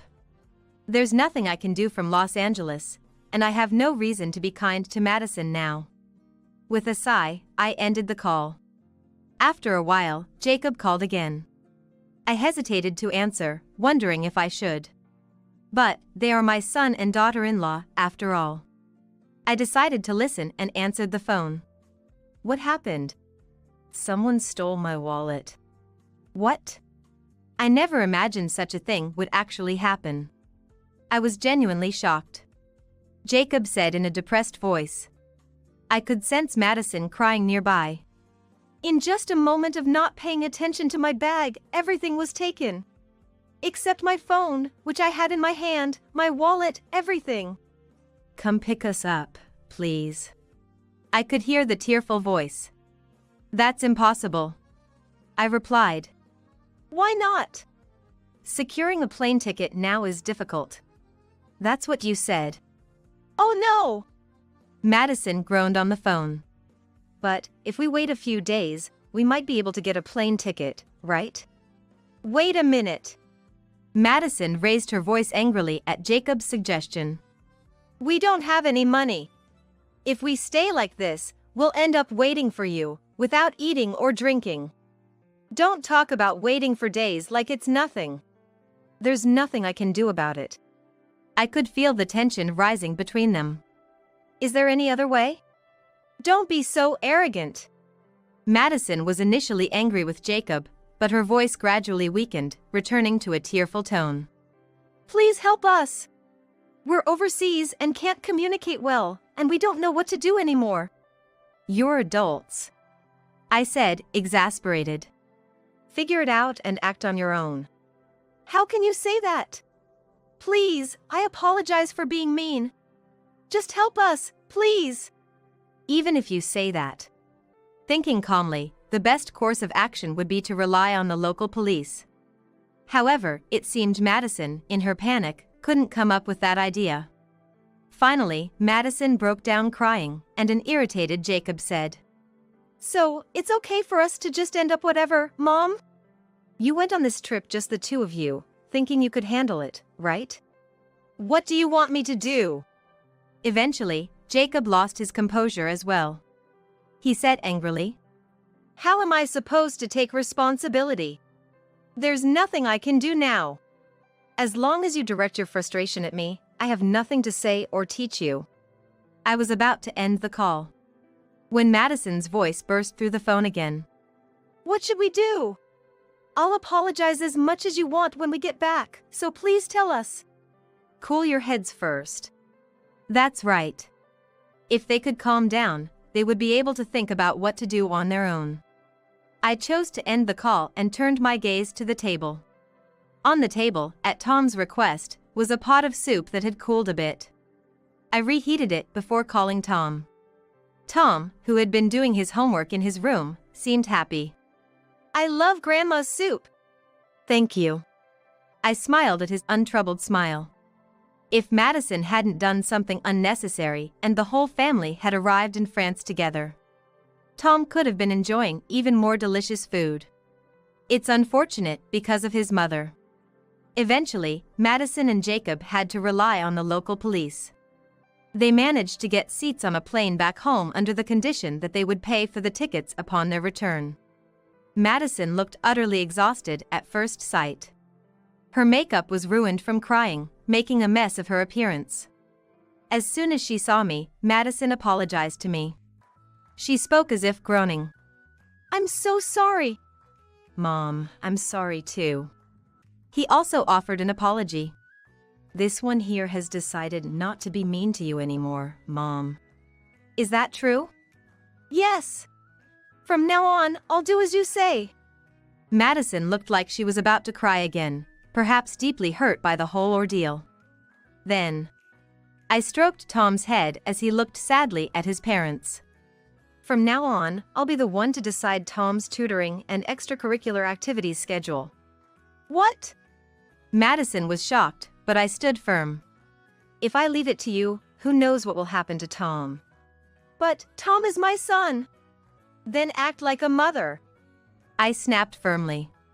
Madison shivered, looking frightened. Seeing that, I continued. "From now on, buying luxury bags and hanging out with friends late into the night are banned. You will learn to be a regular housewife and manage household chores." I crossed my arms after saying so. Honestly, these were words I didn't want to say. "If you can't do that, you'll have to leave this house." "No way!" "Hey, Mom, isn't that a bit too much?" Both of them reacted as expected. But this was necessary for Tom's sake. I spent time at home with Tom while the two of them were away. That's when I came to understand. "Jacob, you can't take care of Tom, can you?" "Well, it's true, but..." "If so, the mother needs to be responsible. If Madison can't do that, we need to find someone else who can take care of Tom." "I'll be responsible," Madison said while blowing her nose with a tissue. It looked like a scolded elementary school student. "I'll take responsibility. So please, don't talk about divorce. Please." All right. I thought to myself. If she's begging and crying like this, it must have been a good lesson for her. I was too optimistic. I'm home. "Madison." Less than a month later, Madison started breaking curfew and going out again. "Weren't you supposed to have reflected on your actions?" "I did. That's why I'm coming home earlier than before, and I've cut down on shopping," she said nonchalantly, laughing. This was hopeless. I decided to have Jacob prepare the divorce papers. "I don't want that." As expected, Jacob protested. But I had anticipated that much. "Even after seeing this?" "What? What is this?" Looking at the photos spread on the table, Jacob's face twisted. They were photos of Madison cheating. Call it a woman's intuition or whatever. I had a hunch. So, I secretly hired a detective. These photos came with the report. Even with this, you don't want to divorce Madison? Well, that's... Jacob hesitated. After all, Madison was cavorting with multiple men. From their attire, they might even be nightclubs or something similar. She was doing this when I wasn't looking? Jacob muttered, his shoulders trembling. So, what will you do? Divorce Madison? When I asked, Jacob slowly turned to me. Anger was evident in his eyes. I'll divorce her, Mom. I see. So, the household will dissolve then. Dissolve? Jacob looked puzzled, tilting his head. I nodded and said, I'm leaving this house too. What? Jacob exclaimed, taken aback. But I had been considering this for a long time. I wonder if you two can't become independent because I'm here. So, I thought we might try living separately from now on. But, Mom, that's troublesome. Jacob hastily clung to me. Despite being much taller than me, he looked smaller because he was kneeling on the floor. I can't do household chores, and what about Tom? I'll take Tom with me. What? Again, Jacob was surprised. Truly, he had no interest in my actions or thoughts. I had been looking for an apartment to move into for a while now. But Jacob had been completely unaware. Aren't you my mother? Can a mother abandon her son? Before that, aren't you Tom's father? Have you ever acted fatherly? Well, that's... If he demands motherly behavior from me, Jacob should start acting like a father to Tom. Both you and Madison are failures as parents. Mom, wait. Give me another chance. I'll get it together, remarry a decent woman, and we can be a family again. Jacob always proposes what's convenient for him. Anyway, I'll divorce Madison. We'll talk after that. No, I've already decided. Mom. In response to his pleading voice, I turned away. The moving arrangements are already made. Choosing a place relatively close wasn't for Jacob and Madison's sake. It was solely to ensure Tom wouldn't have to change schools. That day, when Madison returned home late as usual, Jacob confronted her with the divorce papers, turning her face pale. You're joking, right? You're the one joking around, dating with who knows how many men. Jacob was furious, but from my perspective, both were making childish arguments. I couldn't bear the burden of the two of them anymore. So, I decided to say goodbye to both of them. You can't just spring a divorce on me. I have no savings. How am I supposed to live? I can't even do household chores. What am I going to do from now on? While listening to their desperate voices, I left them. Later, Jacob lost his job for being untidy, far from considering remarriage. How do you use a washing machine? I don't even know how to iron. That's probably why he couldn't even wash his clothes. A suit full of wrinkles and stains indeed looks bad. It negatively affected the company's image. Meanwhile, it turned out Madison had been borrowing money from friends to fund her outings. They counted on Jacob's income, which quickly led her into a financial deadlock. Just wait a little longer. I'll find a way to pay you back. Madison's figure, begging around, reached me through the grapevine, but I felt nothing anymore. Only Tom said, disappointedly, "They've troubled people other than Grandma too. I'm really let down." They'll get their act together eventually. Really? Tom seemed uncertain. After that, Tom began to dedicate himself to his studies voluntarily. I want to be a hero like Grandma. I'm not such a hero you imagine. I blushed and looked down. I wished he would forget about that incident. Interestingly, the CEO, upon learning of the situation, sent another invitation to the hotel. But Tom didn't want to go. I don't want to go. Why? You can eat lots of delicious food on a trip. Grandma's cooking is the best in the world, Tom said with earnest eyes. I was moved to tears. Tom, I'm going to study hard and become a decent adult. That's how I want to make Grandma happy. It was a mature resolve for an elementary school student. Yet, I thought, taking detours is also necessary to become a decent person. Is that so? Yes. If you only study, your heart won't grow. If you play too much, you'll end up like your mother, but studying alone isn't good either. When I explained this, Tom pursed his lips. It's difficult. Let's learn little by little. After all, his journey was just beginning.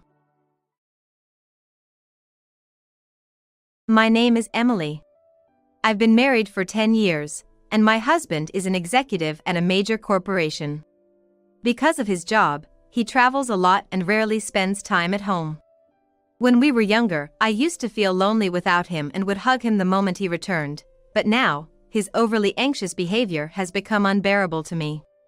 His extreme neat freak tendencies would probably turn any woman off.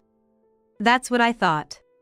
However, he came back from a business trip one day with a mistress and a child, saying, "Get out, you leech." What do you mean, get out? I've decided to live with my lover. You're no longer needed. His words were calm but left no room for argument, accompanied by a cold stare. I had endured life with such a man. Even if you tell me to leave suddenly, I have no money. You can't even do household chores properly. Why don't you get a part-time job and earn some money? We have 2 young daughters in elementary school. He used to say that he wanted me to stay at home until the kids were older, arguing that it would be sad for them to come home to an empty house. I understood his feelings and didn't want to make our children feel lonely either. Plus, I was somehow afraid to go against my husband's wishes. So, I stayed home as he wanted, without seeking employment, playing the role of a homemaker. But life was never easy.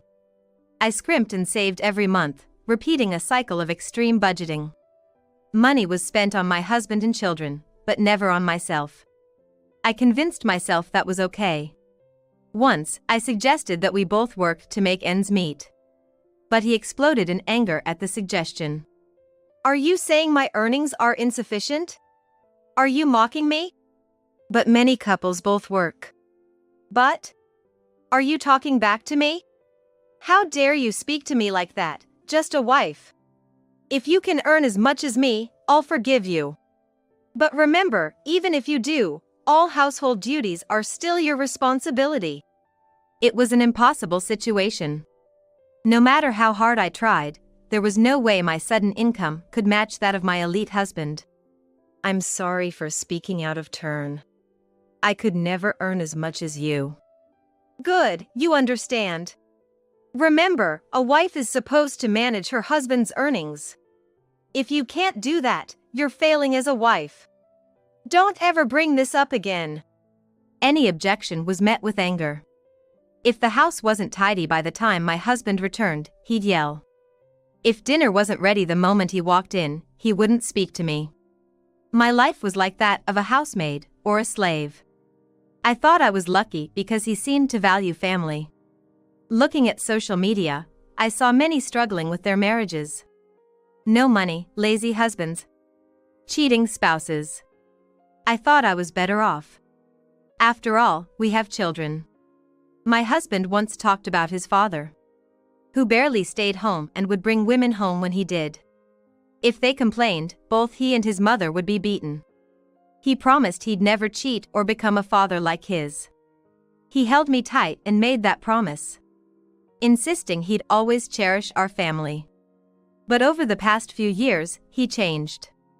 Hints of other women, suspicions of affairs grew. When he returned from trips, he smelled of perfume. He'd laugh secretly at his phone, leave the room to take calls. Once, I casually mentioned the word affair. He exploded with rage. When have I ever cheated? Do you think I have women because I'm often away? How can you be so foolish? If I have any free time, it's for work, for our family. Why do women always talk about such nonsense? Facing his wrath as if about to be hit, I kept apologizing profusely. Even though I hadn't said a word about him having an affair, he yelled as if personally attacked. I'm scared of my husband. Our children have started to retreat to their rooms whenever they see their father, avoiding any contact with him. Moreover, he comes home late every day, and I'm left wondering whether to cook only for the food to possibly be thrown away. If he comes home to no dinner, he lashes out, frightening the children. I've been killing my spirit for the sake of a peaceful home. When did the times without my husband become my only peace? I'd be better off without such a man. This is what another part of me kept repeating. While watching dramas, I become engrossed in stories about divorce, wishing I could do the same. Hearing about others who've divorced makes me envious. Why can they divorce so easily? If possible, I too want to leave. But mentioning divorce would surely lead to anger, yelling. At worst, I might even be hit. And then, he might take the children. In the end, despite wishing he'd disappear, I can't bring myself to act. My husband cares most about appearances. Divorce would affect his future career prospects. That would mean losing my children. That's the one thing I wanted to avoid at all costs. So, I couldn't utter the word divorce. Even though now my husband stands before me with another woman and child, telling me to leave. He tells me to work part-time and earn my own money. I felt my lips twist in bitterness. Being freed from what I've endured up to now. The woman who has taken my place, stealing my husband, seems delighted to be my replacement. If she's willing to be the sacrifice, then I'd gladly divorce. Does that mean that you want me to start working? Yeah, earning your keep is the least you can do. But don't think that means you've got a place to sleep here anymore. From today, you're out on the streets, like a stray cat. I see. I'm no longer needed, then. That's right, you're not needed. A good-for-nothing like you is unnecessary. An elite like me deserves someone far more capable. All right. I understand. If that's what you say, then I'll leave. Yeah, get out already. I stood up and pulled out a document from the drawer. It was the divorce papers I had written and then given up on countless times before, fearing to confront him and thus discarding them. Yet, I still wanted to part ways. How many times have I filled these out? But now, I can finally confront him with them. Here you go. What's this? It's a divorce paper. All that's left is for you to sign. My husband looked at me, surprised. And then anger appeared on his face. Normally, he'd start yelling and raise his hand to hit me. But he can't do that now.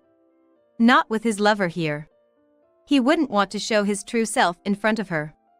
At least not until they're legally married. You were planning to leave me? He tried to keep his cool, a twisted smile on his lips. So, all you wanted was my money, huh? That's not it. What I wanted was your kindness. Right? Preparing something like this means you wanted to leave. That means you must have someone else too, right? So, it's the same for both of us. Do you think I'm cheating? Yes, that's exactly it. If not, why else would you have this ready? I'm such an idiot, being considerate about when to bring up divorce. What? Well, guess that clears things up. Behind that innocent face of yours, you were cozying up with another man. Quite the woman you are. I was. What? You got a problem with me? What? Your attitude like that also pisses me off. Well, always looking like you're the weakest. Never denying anything said to you. You're like a puppet. How terrible. I'm just too scared to speak. And if I say anything to my husband, it just comes back 100-fold worse. Is that what my silent self seemed like to him? But it's over now. I don't care anymore. Since it looks like you have a child on your side, I'll be taking mine with me. Sure, I don't mind. I got a boy here. Girls are useless anyway. Is that so? Then I'll take her without hesitation. And by telling me to leave, you mean you three will live here? Of course, I bought the place after all. Then, consider this a housewarming gift. What's this? It's the deed to the condo. Upon realizing it was the deed, my husband smirked and accepted it. Handing this over means you're renouncing any claim to our assets, right? Yes, I don't need it. I'm not giving you child support. After all, I've been the one supporting you. He looked at me as if it were a matter of course, as if he had no intention of giving me anything. Not child support. What a fool you are. Saying you can't live without me. You had a good life because of me, and you can't see that. To think you wanted to divorce without understanding that. How foolish can you get? You're really short-sighted. That's true. Well, it's better for me that way. Can't stand being nagged all the time. After all I've done to provide for you, to be talked down to like that. The only good thing about you is that you don't talk back. It's not that I didn't talk back, I just couldn't. Even now, I have things I want to say, but there's no point, so I don't. I told the children to start packing their things. They looked anxious, but being left with their father would have been far worse, so they had no complaints. They nodded quietly and began gathering their belongings. As for me, I went to the bedroom and picked up my luggage. It was the suitcase I had packed once before when I thought about leaving. That time. I stopped because of the children. Who knew it would come in handy like this? The children stuffed their suitcases full and packed their backpacks with all their study materials. Hey! Hurry up and leave. Please wait a bit longer. Rushing us is unfair to the children. What's so unfair? If you're leaving, better to do it quickly. He said this while playing happily with the woman and child. So what he really wanted was a son. Even his own children, if they're girls, he doesn't care about. I watched my husband in a daze, thinking this. Maybe I should have brought up divorce sooner. And here I was, enduring all this. And despite saying he wouldn't cheat, he did, and even had a child. I'm such a clown. Once the children were ready, I headed for the door. It's over, and yet my husband feels nothing, doesn't even come to see us off. With nowhere else to go, I took the children and moved back to my parents' house. My sister and her husband were there, and while my parents were shocked, my sister, who knew everything, just hugged me silently and said, "Welcome back." After telling my parents everything, my dad was furious, and my mom cried. What will you do now? I'm sorry, but please let us stay for a while. I'll find us a place as soon as I can. That's not what I mean. This is your home, you can stay as long as you need. What I'm asking is, are you just going to let Mike do whatever he wants? The condo is new, and you're not asking for asset division? He wanted that condo and he was the one paying for it. But the mortgage for that condo was tough, right? You managed because you worked hard. My sister was right. The mortgage for our 30th floor high-rise condo was excessive. His salary couldn't possibly cover it. As expected, life became even more difficult than before. Yeah, that condo really made life tough. I said I wanted to work, but even that was shot down. When I mentioned we were short, he'd say to borrow money to cover it. Ridiculous, it was all just for his pride. To think you went through all that. Yeah, I managed somehow, but it was really hard. If I didn't serve Mike proper meals, who knew what he'd do? Are you really not going to ask for child support? He said he wouldn't give it. He cheated, you know? I know I could, but I just don't have the energy to fight him. I'd rather just part ways quietly. To that extent. My sister murmured, seeming to understand my feelings, and said nothing more. But then, my feelings changed. It was Mike's call. What? We're divorced. Don't call me. I know, but the kids left something important behind. What? What did they forget? Well, it's their hamster, could we come pick it up? A hamster? Yes, the hamster is part of their family. Family? Ridiculous. I figured Mike would say that. He'd always seen the children's things as mere toys. He wouldn't consider anything non-human as family. You say that, but to the kids, it is family. Family wouldn't be forgotten, would it? That's true, but in the rush to pack, they brought their study materials, but missed the hamster. So, it was unnecessary, then. No, that's not it. They remembered this morning and were sad. Please, let us just come for the hamster. No. Why not? This is no longer your home. I get that. I'm not asking for the house, just the hamster. No means no. But... enough. I froze. Flashbacks of past events flooding me with fear. But I couldn't let fear stop me, not when it's for my kids. I understand I'm being persistent, but it's something important to them. What's so important? It's ridiculous to come back now for it. But it's only been a day. It's a small matter. It's futile. Futile? What do you mean? All your stuff, hamster included, has already been trashed.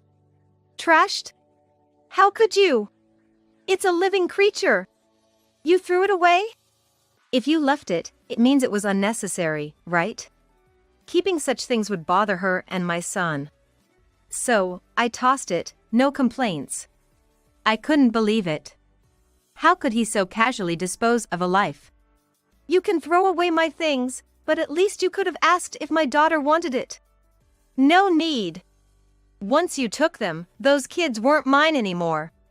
Why should I care about someone else's kids? But they're still your children after a divorce. Look, if it was important, you wouldn't have forgotten it. Forgotten or left behind means it wasn't important. Throwing it away is no issue, that's the logical thing. That was difficult for them. What? You're defying me? It's not about defiance. How can you do something so extreme? An adult might resign themselves to it, but they're just children. Can't you empathize at all? My daughters were crying beside me, realizing from our conversation that their hamster was gone. It wasn't just their tears, but Mike's disregard for life that filled me with anger. The kids are crying because what they forgot has been treated like trash. So what? So what? If they want it that badly, buy a new one. It's not about that. That hamster isn't replaceable.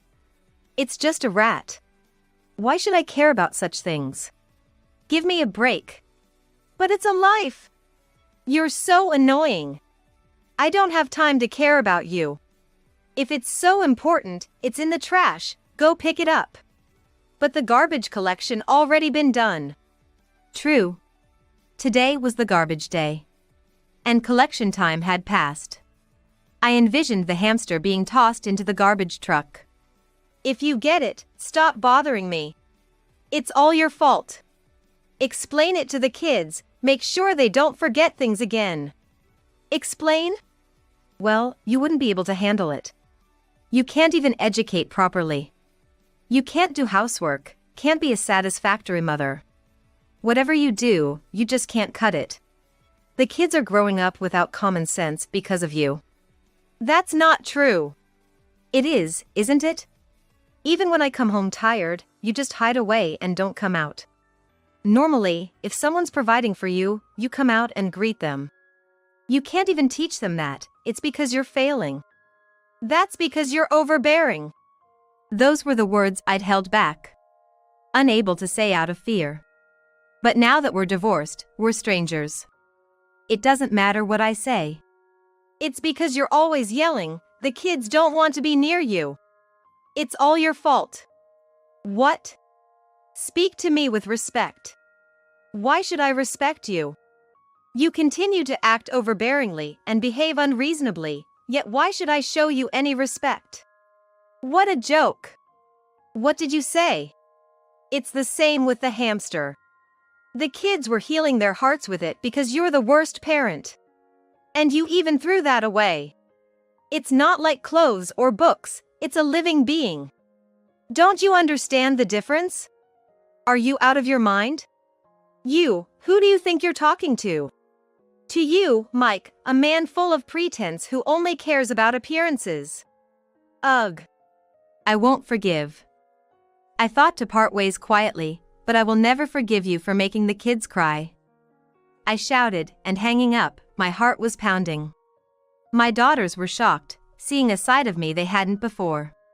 But I have to be strong and protect them on my own. That moment was also a resolution.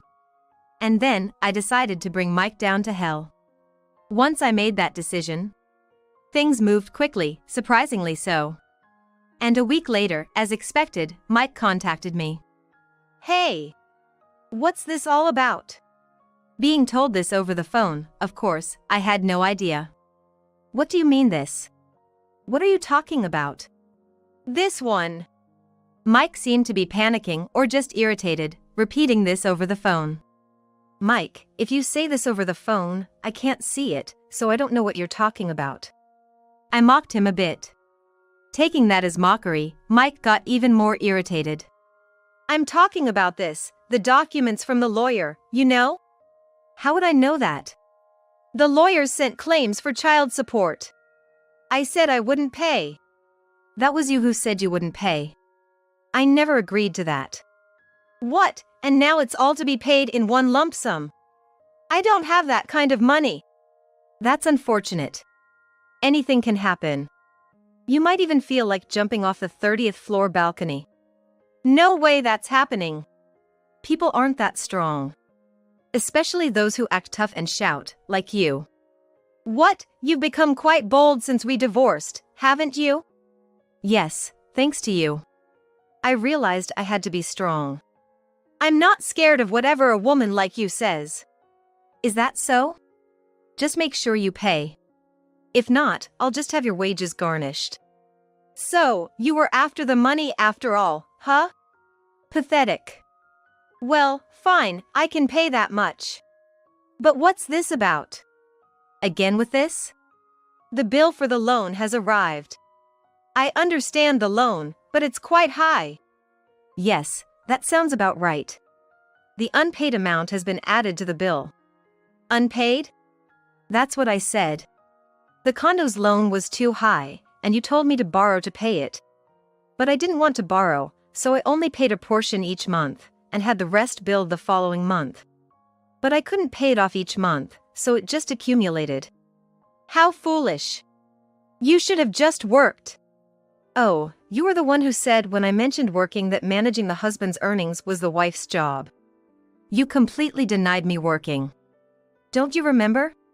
Odd, isn't it? Saying not to work because you didn't want the kids to feel lonely, yet you threw away their emotional support, the hamster. That thing could never be an emotional support. You went ahead and destroyed everything. Take good care of your new family, I said before hanging up the phone. I had said what I needed to, and now that the past debts were Mike's problem, I felt it was time to move on. I let out a small sigh, convincing myself it was all right. However, a few weeks later, Mike contacted me, unable to pay the loan. Hey, I can't pay the loan.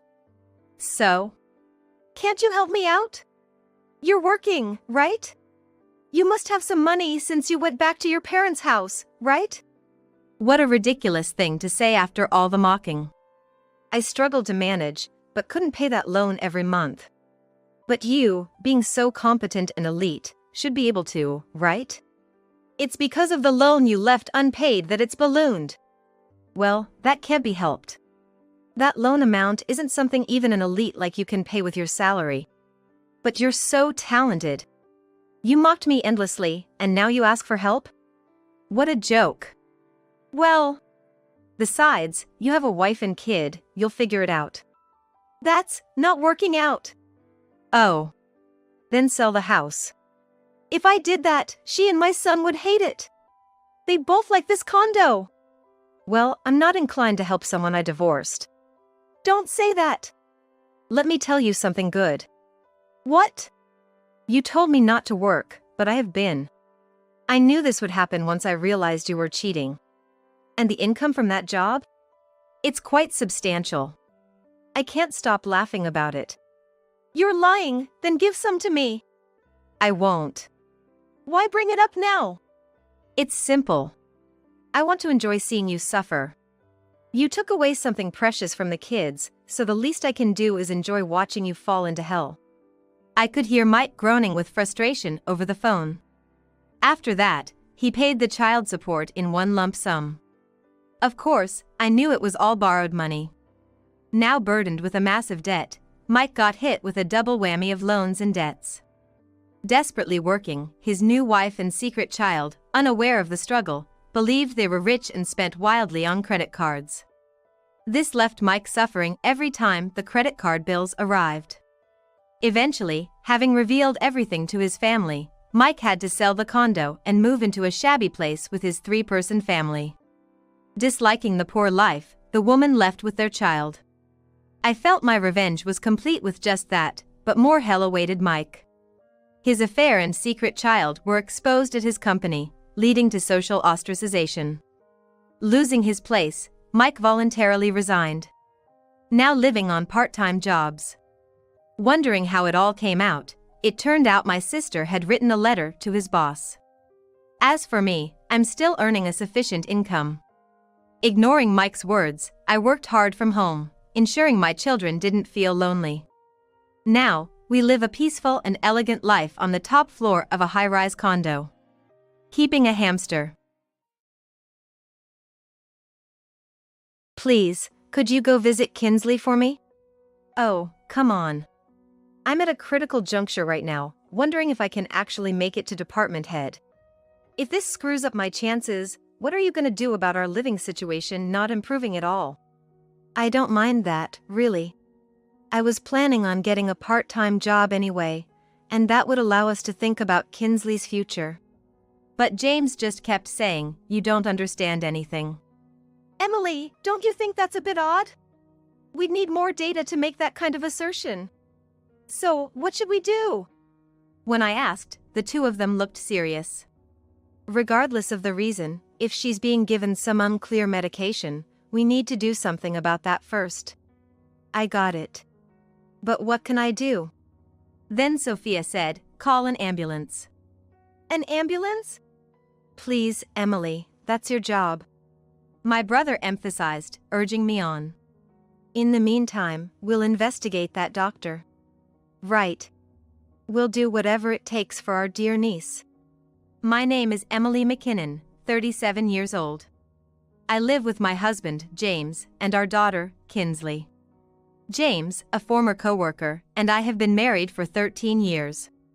With Kinsley starting middle school this spring, I thought about starting to work part-time, leading a slightly different life from before. We thought we were living relatively peaceful days. Yes, until very recently. Mom, my leg hurts. One day during summer break, Kinsley suddenly said this when she came home from outside. My goodness, what happened? Where does it hurt? It's a dull, heavy pain deep in my knee. It was unusual for her, who is normally so tolerant of pain, to say something like this. This meant we had to take her to a doctor, so we decided to go to Thatcher Clinic, our family doctor nearby. Thatcher Clinic has been taking care of us since we moved here after getting married, from the time of the previous doctor. Now, the daughter of the previous doctor, Sadie, has become the head doctor, protecting the health of the people in this town. We are one of those families. When Sadie saw Kinsley's condition, her expression clouded. Is there something wrong? Well, let's take an X-ray, she suggested. Kinsley looked at me anxiously. It's going to be okay, I reassured her as I sent her off. And the result was, this isn't good, Sadie said with a serious look. What do you mean by not good? We'll talk about it later in detail. But, as I tilted my head, Sadie decisively said, it would be best for her to be hospitalized for a while. Eventually, when Kinsley was hospitalized, I was the only one called in, and was told clearly. Kinsley has osteosarcoma. This is, in other words, a type of pediatric cancer. Osteosarcoma. Pediatric cancer. Indeed, the term sent a chill through me as well. Osteosarcoma, I timidly asked about it, recalling a book I read long ago where the protagonist was diagnosed with it. Does this mean, that she might have to have her leg amputated or something? In the book, that's what the protagonist was told. No, I don't think it's come to that, but if left untreated, it could become quite serious. So let's start treatment early. I had no choice but to leave it to Dr. Sadie. Once it's termed as treatment, there's nothing more I can say. James felt the same way. When I first told James about Kinsley's illness, he said to me, I see. This is serious. But it'll be okay. Just leave it to Dr. Sadie. And then, as if he had another busy day tomorrow, he quickly went to sleep. Honestly, our relationship wasn't exactly in a good place. I convince myself that maybe this is normal for families, as much as I can see through my own attempts at convincing. 13 years of marriage. Since Kinsley's birth, I've been more of a mother than a wife, aware that James no longer saw me as a woman. Gaining weight was probably one reason for that. There's a definite reason, but it's nothing I can do anything about. Right now, we're more a family with a child than a couple, living our lives calmly. Still, I thought he could show some surprise or concern as a father when he heard his daughter was hospitalized. Meanwhile, Kinsley seemed upset she couldn't go to the middle school. Mom, how long do I have to stay in the hospital? Well, it might take a bit. That's all I could say. Honestly, it sucks. I was looking forward to making friends in middle school, and now I can't. Her words pained me. Kinsley had been looking forward to joining a sports club in middle school and having fun. Yet, her middle school life stumbled from the start. By the way, Mom. What is it? Dad hasn't come to visit at all, has he? It's boring enough not being able to see my friends, but I only get to see you and Dr. Sadie all day. Kinsley said this with a fleeting look of loneliness. Indeed. It seemed she hadn't been able to meet anyone lately. Though we could let her friends visit, the clinic wouldn't allow it. It's a critical time now, they say, administering treatment IVs and urging rest, if not absolute, then to a certain extent. Is it really such a critical time? But as a layperson, I couldn't understand. And as for James, I keep asking, please, could you go visit Kinsley? But the response I get is, sorry, but I'm really swamped right now. I don't have time to deal with you. It's not about me, it's about Kinsley. I argue back. Maybe it's okay to ignore me, but can you really ignore your own daughter? Give me a break. I'm at a crucial point right now, wondering if I can make department head. If this ruins my chances, what are you gonna do? Our living situation isn't gonna improve at all. I don't mind that. I was planning on getting a part-time job anyway, and that would allow us to think about what's next for Kinsley. However, James cut off the conversation saying, you don't understand anything.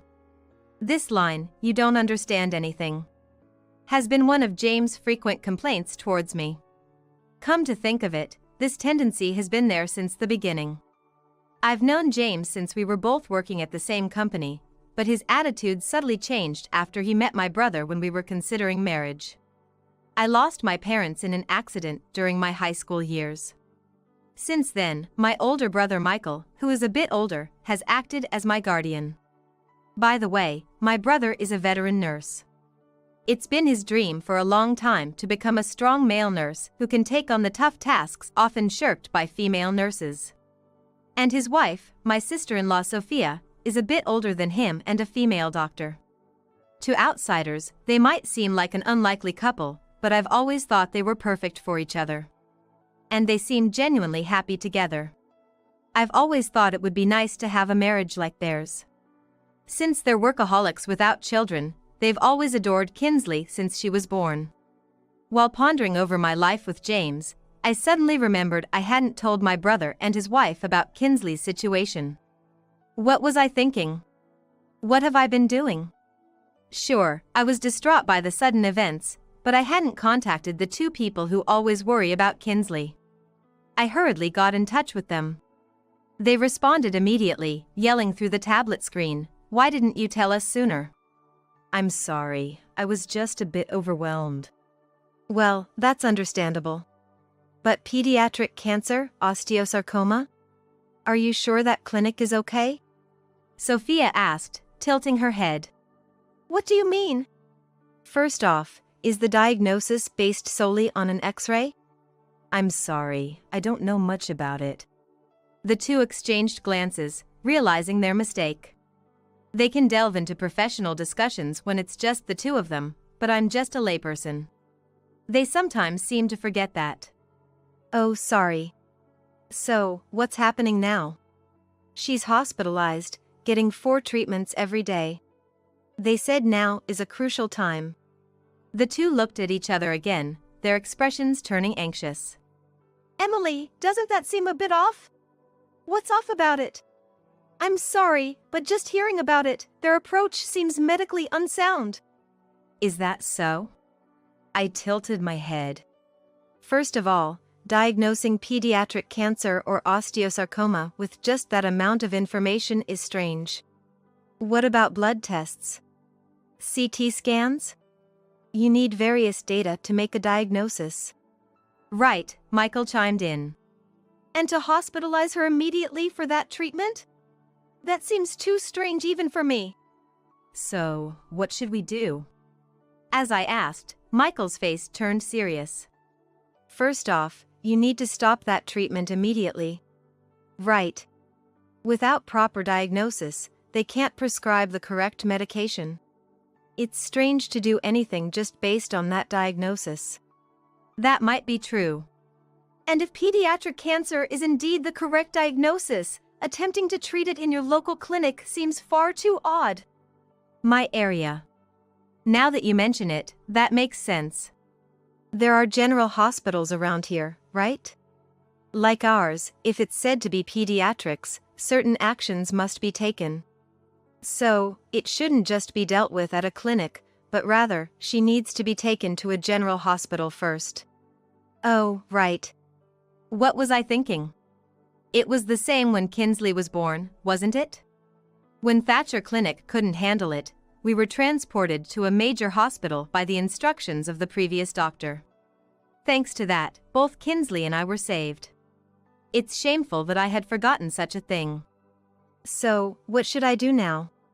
Regardless of the reason, if she's being given some unclear medication, that needs to be addressed first. I understand. But what can I do? What am I able to do? Then Sophia said, call an ambulance. An ambulance? Even from a town clinic, when they can't handle a case, it's common to call an ambulance to transfer to a larger hospital. Please, Emily, that's your role.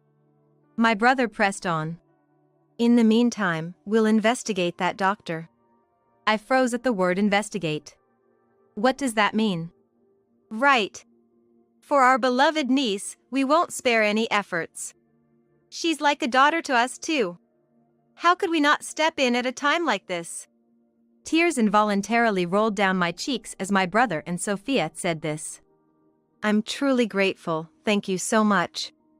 It's nothing. By the way, how is James doing? I tilted my head at Sophia's question. Isn't this a critical situation for your daughter? And James is doing nothing? Well, James is currently overwhelmed with whether he can become a department head, so he hasn't even visited the hospital. The two exchanged glances, nodding emphatically as if they had come to an understanding. Anyway, you need to call 911 to get Kinsley transferred to our hospital. Understood. And so, I rushed to Thatcher Clinic and headed straight for Kinsley's room. But what met my eyes as I opened the door was Kinsley, looking utterly drained. What happened? As I was about to press the nurse call button, I remembered our earlier conversation. Right, 911. I made the call from within the hospital. Excuse me, I'm calling from Thatcher Clinic, but something's wrong with my daughter. Though there was a moment of confusion on the other end, probably wondering why I was calling from inside the clinic, they seemed to understand the urgency as I pleaded, please, I'm begging you. Please, please. The ambulance arrived before long. And just as it did, another car pulled up as well. It was Sophia's. From the hospital room window, I saw the siren's light fade as it parked in front of Thatcher Clinic. Paramedics emerged from the ambulance. I frantically waved from the window. Over here! Over here! What is all this about? What's going on? Then, the clinic's nurse rushed out in a panic. Following that, Sophia, still in her white coat, burst out of the car saying, "It's an emergency," and scrambled towards our room. Sophia! Kinsley is... Emily, how is Kinsley? Sophia immediately went to Kinsley's side, saw the 4 bag, and her face turned to shock. She hastily removed the 4 needle from the arm, checked Kinsley's pulse, eyes, and several other things, then quickly explained the situation to the paramedics. Understood. This is bad, we need to hurry. The paramedics, acknowledging the urgency, placed Kinsley on a stretcher. Hearing the commotion, Dr. Sadie rushed into the room. What are you doing? Why is there an ambulance here? And why are you doing this to Kinsley? Eh? Who are you? Why are you doing this without the consent of me, her primary physician? Dr. Sadie let out all in one breath, then glared sharply at both me and Sophia. Undaunted, Sophia glared back at Dr. Sadie and declared, I am this lady's, Emily's, sister-in-law, Kinsley's aunt. And I'm also a doctor at the Central Hospital. At those words, Dr. Sadie flinched. The symptoms Kinsley is showing now are clearly due to an overdose from this 4. What were you thinking giving her this? Dr. Sadie's face changed color as she looked at the 4 bag in Sophia's hand. What exactly is going on here? I asked. At the very least, it's obvious from Kinsley's symptoms that we can guess what's happening. Let's head to the Central Hospital right away. Yes, okay. And you? Sophia pointed sharply at Dr. Sadie. I have a lot of questions for you later. Be prepared. You've done this to my dear niece. Then, a clicking sound of Dr. Sadie's tongue could be heard. It was the first time I'd seen her display such an attitude. We need to go now, Sophia said, and I followed everyone out quickly.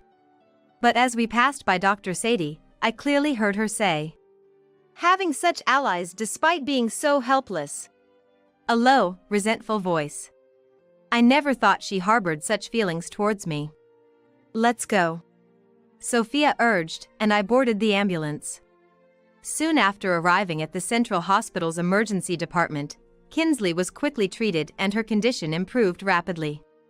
Why was she given such a large dose of this? Both the paramedics and the doctors were astonished to see the 4 bag that had been brought in.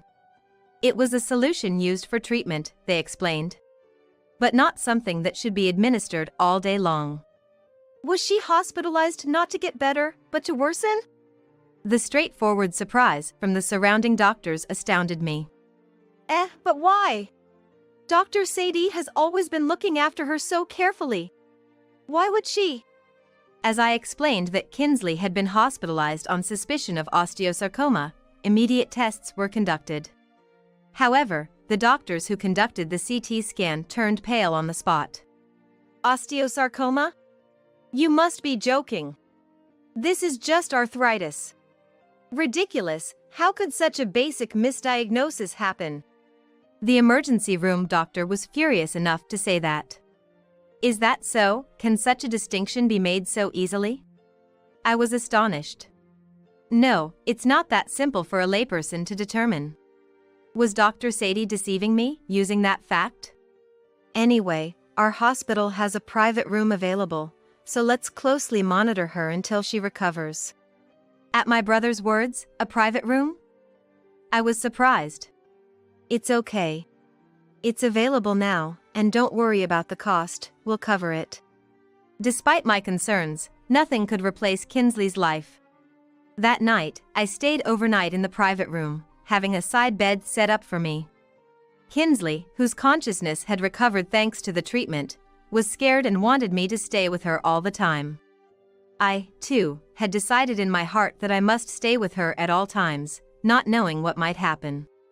And then, after Kinsley had fallen asleep that night, just as I was starting to doze off, I suddenly heard soft footsteps in the corridor outside. I immediately woke up but pretended to be asleep. Then, the sound of the hospital room door quietly opening. Someone was approaching with muffled footsteps. I thought I could finally do something for that person. Now that it has come to this. It was Dr. Sadie's voice. With this. Along with her voice, the sound of rummaging through a bag could be heard. Then, she pulled out a small bottle and a syringe. While I was getting ready to move, I squinted to see what she was doing. Dr. Sadie opened the small bottle, filled the syringe with some liquid, and reached for Kinsley's arm. That's when I shouted, "What are you doing?" and leaped up, tackling Dr. Sadie. With a gasp, the bottle and syringe fell to the floor. Oh, you're heavy, I can't breathe. You were awake? It's not about me being awake. Get off, you're too heavy. Though I wasn't twice Dr. Sadie's weight, I was about 1.5 times heavier. Struggling, Dr. Sadie couldn't move at all under my weight. Our commotion woke Kinsley, who cried out in surprise, why? What's happening?" I told her, "Kinsley, press the nurse call button." Okay, Kinsley pressed the nurse call button frantically, over and over. Then, the sound of someone approaching from the nurse's station could be heard. The door opened, and the light turned on. What in the world is going on here? It was my brother who spoke.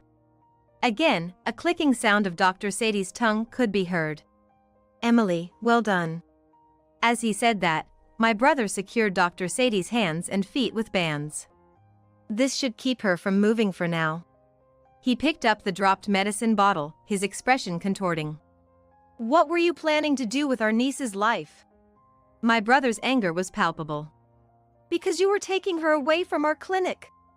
I thought of a more peaceful, painless way to handle this for her, but you forced my hand to act quickly. To act for what, exactly? Her vague words frightened me as I began to grasp their meaning. My brother looked at me and stated clearly. In other words, despite being a doctor, she was targeting Kinsley's life. I felt like I was choking upon hearing this. What were you trying to do to me, Dr. Sadie? Kinsley also cried out in a voice close to tears. Then, more noise at the door. Sophia and someone else were there. Ah, so she really came after all. You expected this? I thought if we did this, she would surely come directly. That's why we chose the private room. It's better not to disturb the other patients, after all. Then, Sophia gestured for the person behind her to come in. We rushed to investigate, and the answer came back incredibly fast, didn't it? Right, James? I didn't understand why James was here. What's this about? My brother-in-law, sister-in-law calling me at this hour. Ah, James, it's all over. Everything we've done has been exposed. Sadie, why are you here? And why are you in that state? James noticed Dr. Sadie, who was restrained and on the floor, and hurriedly spoke to her. James? Sadie? You are on a first-name basis? I exclaimed, and my brother shushed me. Ah, right. Kinsley was listening. It's okay, Mom. Kinsley shouted. I want to know everything anyway. After all, I'm here and suffered because of what Dad and Dr. Sadie did, right? You're very perceptive, Kinsley. Sophia said, gently patting Kinsley's shoulder and back. I'm already in middle school. I'd rather know than have it hidden from me. Please tell me, Mom. I was torn. And angry at myself for being helpless. Sophia, holding the drug, confronted Dr. Sadie. What you brought was a muscle relaxant, right? If injected directly at this concentration, it's obvious what would happen to her body. Sophia's hands were gloved. Undoubtedly to preserve evidence. The visitors are here for you. Then, several more visitors arrived in the room. It was indeed good that the room was spacious. The visitors, flashing police badges at James and Dr. Sadie, declared firmly. We're from the County Police Department. Sadie Thatcher, you are under arrest for the current offense. James McKinnon, as an accomplice, you'll also come with us. Upon hearing this, James reflexively tried to flee the scene. Hold on. You can't just run away. My brother's strong hand grabbed James' shoulder. I've been acting as Emily's guardian since our parents died. I thought I could trust you to make our family happy, but what the hell? Your own child. While restraining my yelling brother, Sophia allowed another person to enter. We really had to rush the investigation. It took a lot of manpower, but thanks to that, we found out. This guy, he's been embezzling quite a bit from the company. Embezzlement? I couldn't help but blurt out, and James averted his gaze. Yes, sorry, I'm from a detective agency. We were asked to investigate urgently. But James said he was too busy possibly becoming a department head, that he couldn't even come home, let alone visit his hospitalized daughter. The detective continued matter-of-factly. About that. It's actually the opposite. He was supposed to become a department head, but that got put on hold because of suspicions of embezzlement.